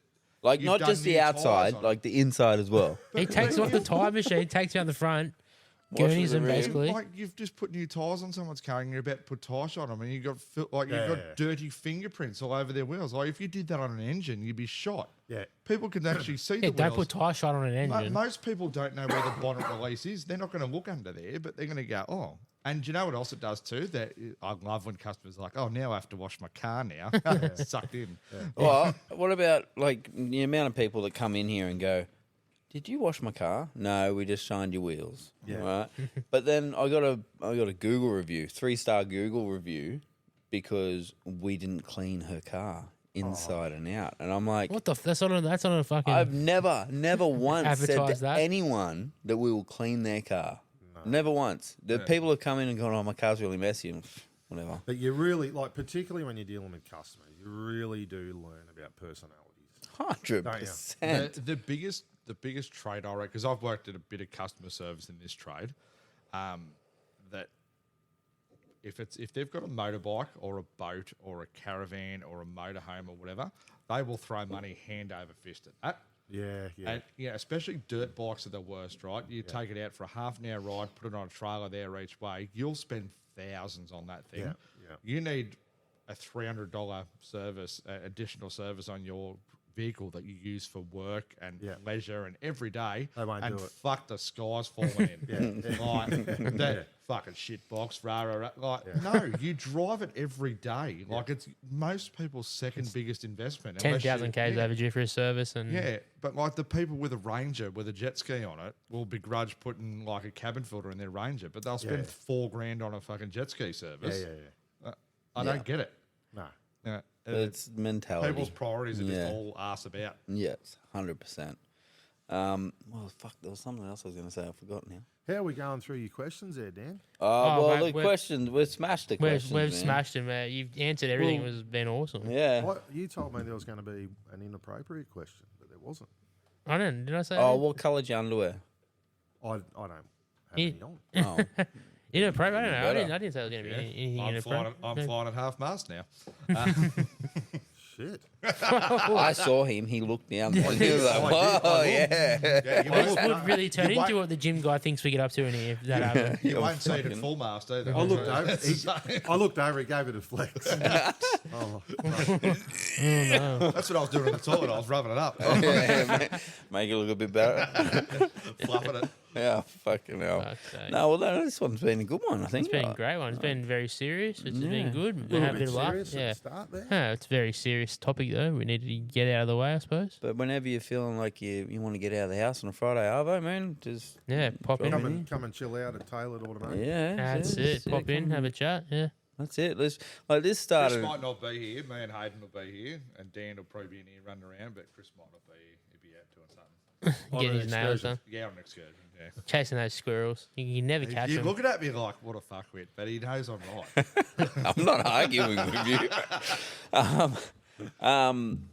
Oh fuck! You're just taking everything, all my words out of my head. He's trying Oh to no, pull- no. Well, so we started this like we did. Dan got- said to I got me, this as a I got it in the OG set up as a birthday present, and I said, "What the fuck am I?" Because I wanted to start because I just listened to him all day at work. And I was like, "What am I going to do?" I was like, "Oh, I'll ask Chris if he's interested." And Chris was like, well, "I don't know." And he, we then sat here it's- and we were very. it was fucking weird. The first episode is I haven't gone back and listened to it, but I'm sure it's fucking weird. Yeah, it was very hi. Yeah, it's very awkward.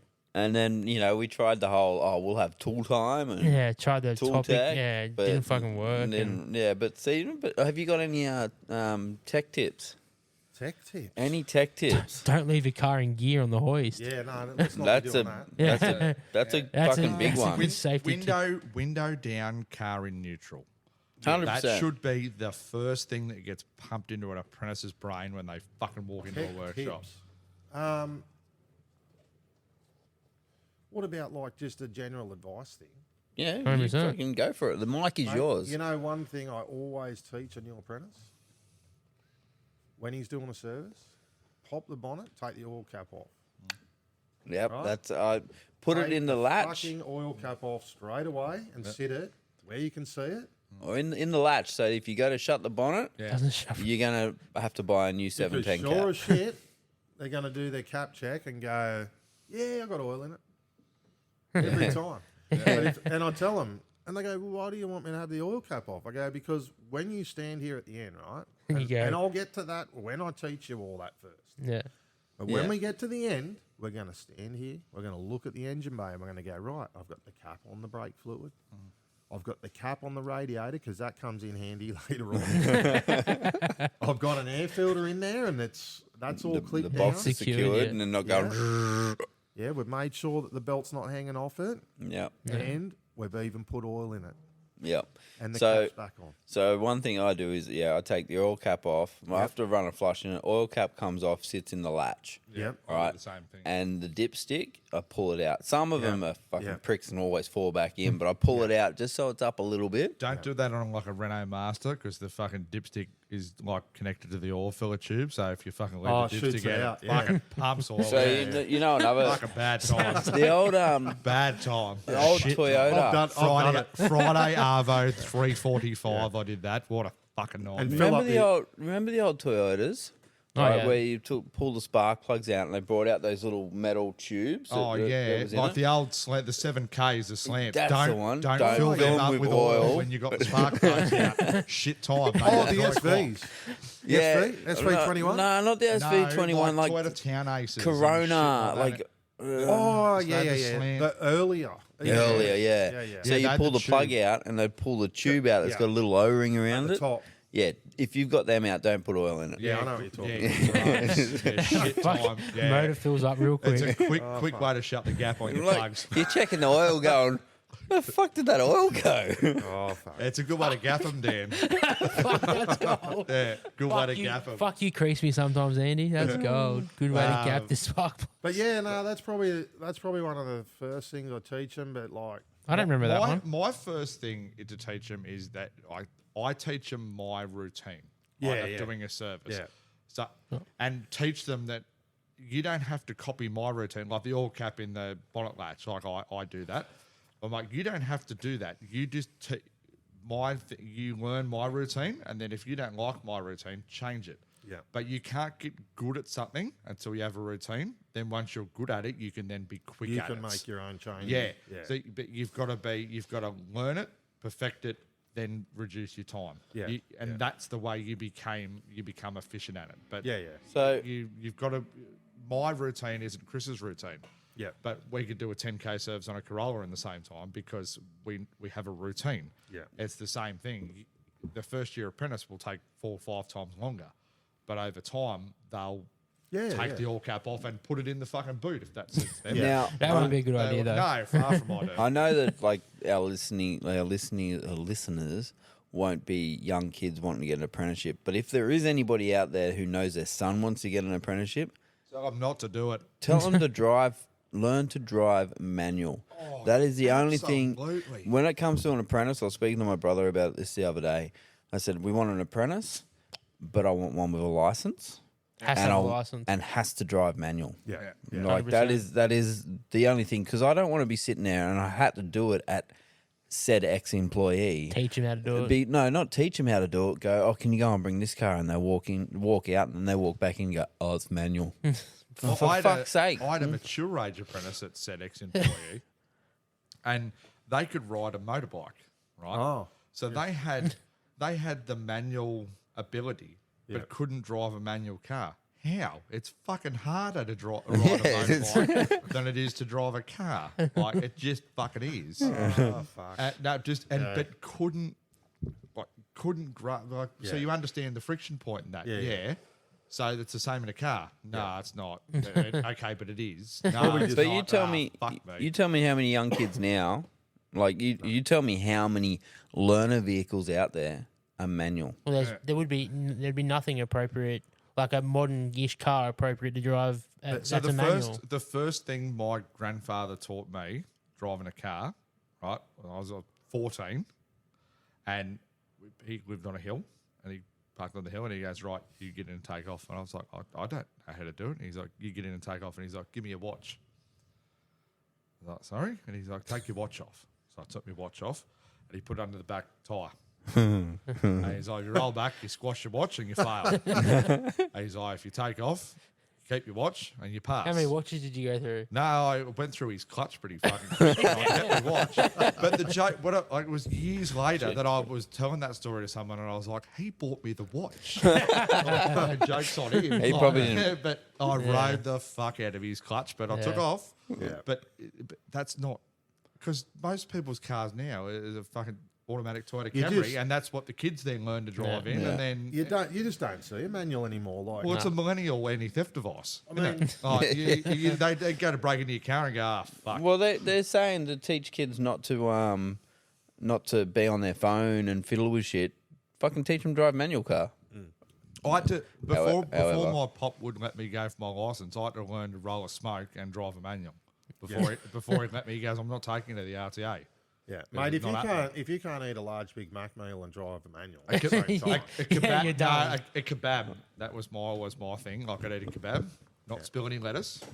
Talk about and drive a manual. but on that too, I think if you're learning how to drive a manual, you should be taught how to do a truckie's knot, flick the rope, and say that's not going anywhere. yeah, that's not At going. the that's- same time, I know. That's See, how. because That's like, did you see that guy that had to like ratchet strap his house down in America for that? I guarantee you, he went, that cat's not going. 100% Like, it is. And if he didn't- otherwise it would have flown away. Yeah. I have tied bikes on, tied shit down to the trailer before, got in the car and went, hang on a minute, I didn't say it. Got back out of the car, walked to the trailer and went, blick, that shit's not That's going it. fucking anywhere. My And dad. then we went, You have to. Excuse me. because it'll come loose if you don't. Yeah. Exactly. My dad was a truck driver, tow truck driver, all that sort of shit. Tried to teach me how to tie knots, lots. Yeah. But to this day, Bet you wish you learned. I fucking love a ratchet strap. Yeah? Yeah. I'm a truckies not guy through and Yeah, through. nah. Like Dad, the amount of times he tried to sit there and go, okay, so, and then he'd go like this, and I'm like, yep, all right, I got this. Fuck, Do you didn't know work. do you know what's the new truckie's knot? is the ratchet strap, and when you've got like your excess, you roll it up and Oh, you fucking intertwine it. And you tuck the it under. fucking the absolute confusion on 90% of people's faces when they're trying to undo it. Like my missus is a problem. She's like, she'll do it, and she'll be fucking around, and you're like, you're right, and she's like, yeah, and then she's like, fuck this, and just The way walks off, Hato and you're does like, it. you mean like that? And she's like, and then she gets more angry. Fuck Sorry- you, Andrew. Sorry, I fixed it. The way Hato does it, like he rolls it up at some way, and then, anyways, the amount of times I'm like, "What the fuck have you done here?" And trying to get it undone, and he comes over and goes, "Oh, you just do this," and I'm fuck off. I used to do civil with a bloke that no shit, he wouldn't roll them up or try and tie them off or anything. He'd do like a ratchet strap over like a load, and then he'd get his fucking Stanley knife out and fucking trim it up. You'd go through a fucking you'd go through the fucking the strap every time you went through a ratchet. I like it. Oh, Yeah. just That's the he best. fucking dumb There's as actually mud. there's a heap of reels good going guy, around. good guy, but dumb as mud. There's a heap of reels going around now that are showing people, what to do with the leftover Yeah. ratchet. The rest of They do they roll it up and then they sort of like tuck it under, sort of thing. Yeah, You yeah. flick it, you flick it left, and then you pull it around itself, and then you pull it, and it won't go anywhere. And then all you have to do is just reverse that. It's not rocket science. No, see, I just But- I just fold it up, lift the handle up, jam it in there, and put the handle back down. Yeah, That's easy. you could do that. That works. Have you ever seen what happens when a tail gets wrapped around a back wheel or something, like on a ute? No. Whoa. yeah. Bang. Oh, yeah. Yeah. Let's just say those ratchet straps are pretty strong. Because like, I was always taught with shit like hoists, right? Like safe working load is like 4 ton. Yeah. Safe working load, allegedly, you can times by 3, and that's its braking load, right? Yeah. A ratchet strap is living proof of that. So if you've got a 500 kilo ratchet strap, that'll destroy a fucking trailer if it wraps around the yeah. wheel. Can Like, we- it'll just bend it in half. Can we back it up to just what you just said to Sam? What did you say? The safe working load, you can times it by 3. So that hoist had no issues the other day with that motorhome. It did, because it picked the back up about fucking 6 inches before the front moved. It fucking hated it. And old mate said it's clapped. That is true. He's like, he didn't say it's it was clapped. He's serviced like, the oh, day it's... before, and he goes, it's added up, power out. Like, it's fucked. No, he didn't. He's It's like, exact oh, it's a- words. No, Exact words, pulleys are worn. a little bit, Worn. but they're not that bad. What was it? Was it European? It was What? a fucking Mercedes it was Sprinter. an 18-ton fucking Sprinter. Oh, it was like it was a 5 Series Sprinter van, so it's like a fucking With a- impossible to get parts for. with Buckingham Palace on the back of it. Like, it was fucking heavy, this thing. It And was the front pretty shocks big. didn't work. I turned right down here. It was still fucking turning right when I'd come in the driveway. Shit. Well, and they live in Cooktown. Yeah, they drove it from Cooktown to here with front shocks inoperative, like they don't work, and it's And got then- one of those. What do they call the leaf that Mono goes, leaf or whatever. A mono leaf, right? So from left to right in the front, just this big monstrosity of a fucking leaf that was bowed to fuck. By the way, like it wasn't. It had no angle to it. She was a bit sad. Oh yeah, it was at second hand.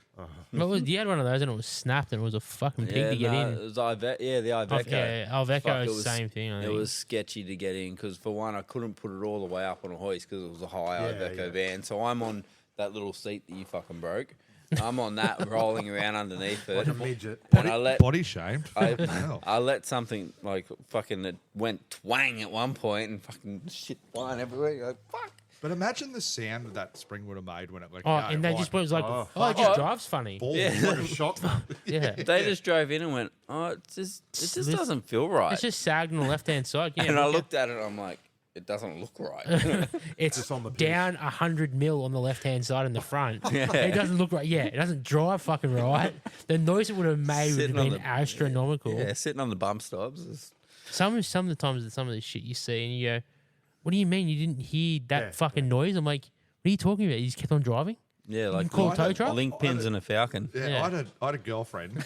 I had a girlfriend wasn't years me. ago that had a Corolla exactly like mine, same colour, same fucking everything. Oh, that's right? convenient. And I used to live at Lisarow, and she used to work at Terrigal, and she drove from Lisarow to Terrigal with a handbrake on. Right? She calls me when she gets to work. She goes, "There's smoke like billowing out of the back of the car," and I was like, "Okay." And she goes, "And there's this weird light on." I go, "What weird light?" She goes, "It's an exclamation light."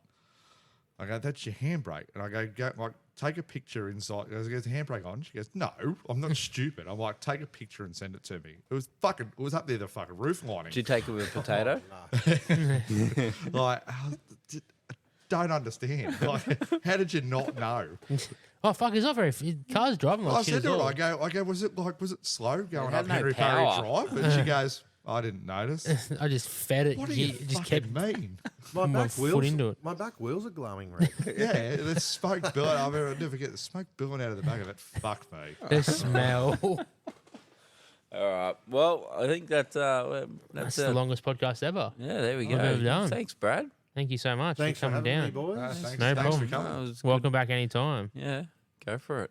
I think not next week, the week after, we got Matt from Van Gogh. Matty from Van Gogh coming on. Yeah, so For a panel, chat. panel beater, spray painter, owns his own shop and has a drift car Drift car enthusiast. Cool. Crazy S13 wagon, with a custom wagon thing he made. Barra Right. turbo in it. Barra Turbo, insanity. It's not in a Ford. That's okay. Well, It's a drift deal car. with You it. can do It whatever you actually, want. it actually looks pretty cool. Like it's a so That's it's an S13 Silvia with a Daewoo Nubira back. It's made into a wagon. Fuck it. We're like only talking about Darren Nibiris today. It's a I know, fun. but it Right. actually, when you Actually see looks it, sick. it looks on. fucking cool. they were in a Nibira. They So- were that little hatch look. They, No, they were that station wagon. Station like, wagon. of the early Round. Oh, early hang on. 2000s. What? It was the Daewoo Cielo. That Yeah, was and voted then the ugliest car ever in the world. Wasn't Is it? that the one I with the don't big think- fucking front end that's crazy? Daewoo I think the Cielo. Daewoo They sort of Cielo. looked a bit like a Mirage at the front. Oh yeah. Yeah, the Daewoo Cielo. Yeah, they I were a don't bit. know Daewoo Cielo. I don't fucking know what a Daewoo. Look, let me just They were pull out putrid. my. They were They were They fucking were rubbish. fucked. The only other thing worse than that was those Holden Vectras with the V6 We're timing only chains. talking, so we were talking about With the little rubber question. hoses? Question: worst car, modern-ish, worst modernish car ever made. Go. I've already got one. And I reckon it's going to be hard to beat. Fuck, mate. It'd definitely I'll tell be, you, be mine. It'd definitely be European. Well, this is European-ish. Daewoo Cielo. TS Astra. I was going to say Holden Cruise. Yeah, I was gonna say Cruise as well. Yeah, you can't beat a TS Show us. Astra. Daewoo Cielo. Oh yeah. No, the one that we're talking TS about. Astra, like the Z88XE, the worst engine Oh, ever put in a mate. car. But ever. kept us employed. Yes. Yes. The same with But Holden Cruise. fucking Kept me in an apprenticeship. rubbish. Yeah. On that, I did. You know the cooler seals on the cruiser. Yeah. Sorry, on the cruisers, marinas, and shit. Yeah. So I did a set of those not long ago. Daewoo Nubira wagon. Literally a month later, Oh yeah. it shits the bed. Right? Gets towed in. You did the seals. You fucked my car. Cincha. I'm like, That's a fucking Holden Cruise. There's plenty of how other things. on earth have I seized an engine doing those O-rings in the cooler, in behind the exhaust manifold there? Anyway, start pulling this thing apart and figured out, and it had low Ks on it, the oil pump seized. So the oil pump literally just grabbed. Yeah. The motor was healthy as. Yeah. Healthy as anything, but the oil pump just didn't want to turn anymore, Yeah. and that was it. All Yeah, over. right. Yeah, Cynthia. Ever since, yeah. Yeah. We could do a whole podcast about ever Cinchies, I reckon. Oh, Oh, 100%. Well, what about my mate, Rob? Who? Oh, you Might not have been here. I had a guy come in, wanted me to diagnose something for him. So I diagnosed it for him, told him what it was, quoted it for him. He came down to pick it up. I charged him half an hour's diagnostics labour. Oh, we haven't broached that topic. I don't think at all. on the podcast. No, I know the one. It was very well. It was very well advertised on Facebook. sure. Yeah. Oh, okay, yeah, that was just before I started. Yeah. Yes, I know the story, and I think it was on a Certain so, Facebook I pages. think you that got blew in up. on it, didn't you? I did, Yeah. and I think it had a certain animal on the bonnet. Yes. Yes. So I know what you're talking about. Yes, that was Yes, that was. I think to go in that story, a deep dive, there has to be paywall involved because it involves a lot of people and a lot of Yeah. yeah. It's a very, very, very inappropriate But behaviour from one party. That's a big thing that we're up against in this. 100%. Like, that little bit of information is their worst enemy. That little bit of knowledge, they're better off not knowing anything. Well, and that's the worst thing about YouTube. Is yeah. that, and that's why you have to charge a diagnosis fee. You have to charge someone to say that they've got a misfire because they're going to YouTube a misfire on their Holden Cruise and go, I can do that. Yeah. And they'll do it. Well, You know, they will until they pull it out. They'll break the connector for the plug because that's a fucking and they'll nightmare. break them off in there and go, how the fuck do I get them out? Snap the spark Are plugs. you talking about the cow's udder? Yeah. Yes. When normally so it's meant to have 4, but sometimes it comes out with 3. Oh, yeah. And you got to Yeah. dig. Come out. That's a Friday Arvo one. That used to be a TS Astra thing. It's cylinder number 3 because it was sort of like in limbo. You'd pull it out, you'd be like 1, 2, 4. Fuck. I have PTSD For years, from I didn't Holden think 3 Astros and stuff. existed because it was just 1, 2, 4. Hang on, where'd 3 go? All right, we're Yeah. gonna we, if we, Wrap it we're up. gonna wrap it up. All right. All right. Thanks so much, Righto. Brad, for coming Thanks down. again. Thanks, All right, Brad. ta-da and farewell. Righto. Goodbye. Bye.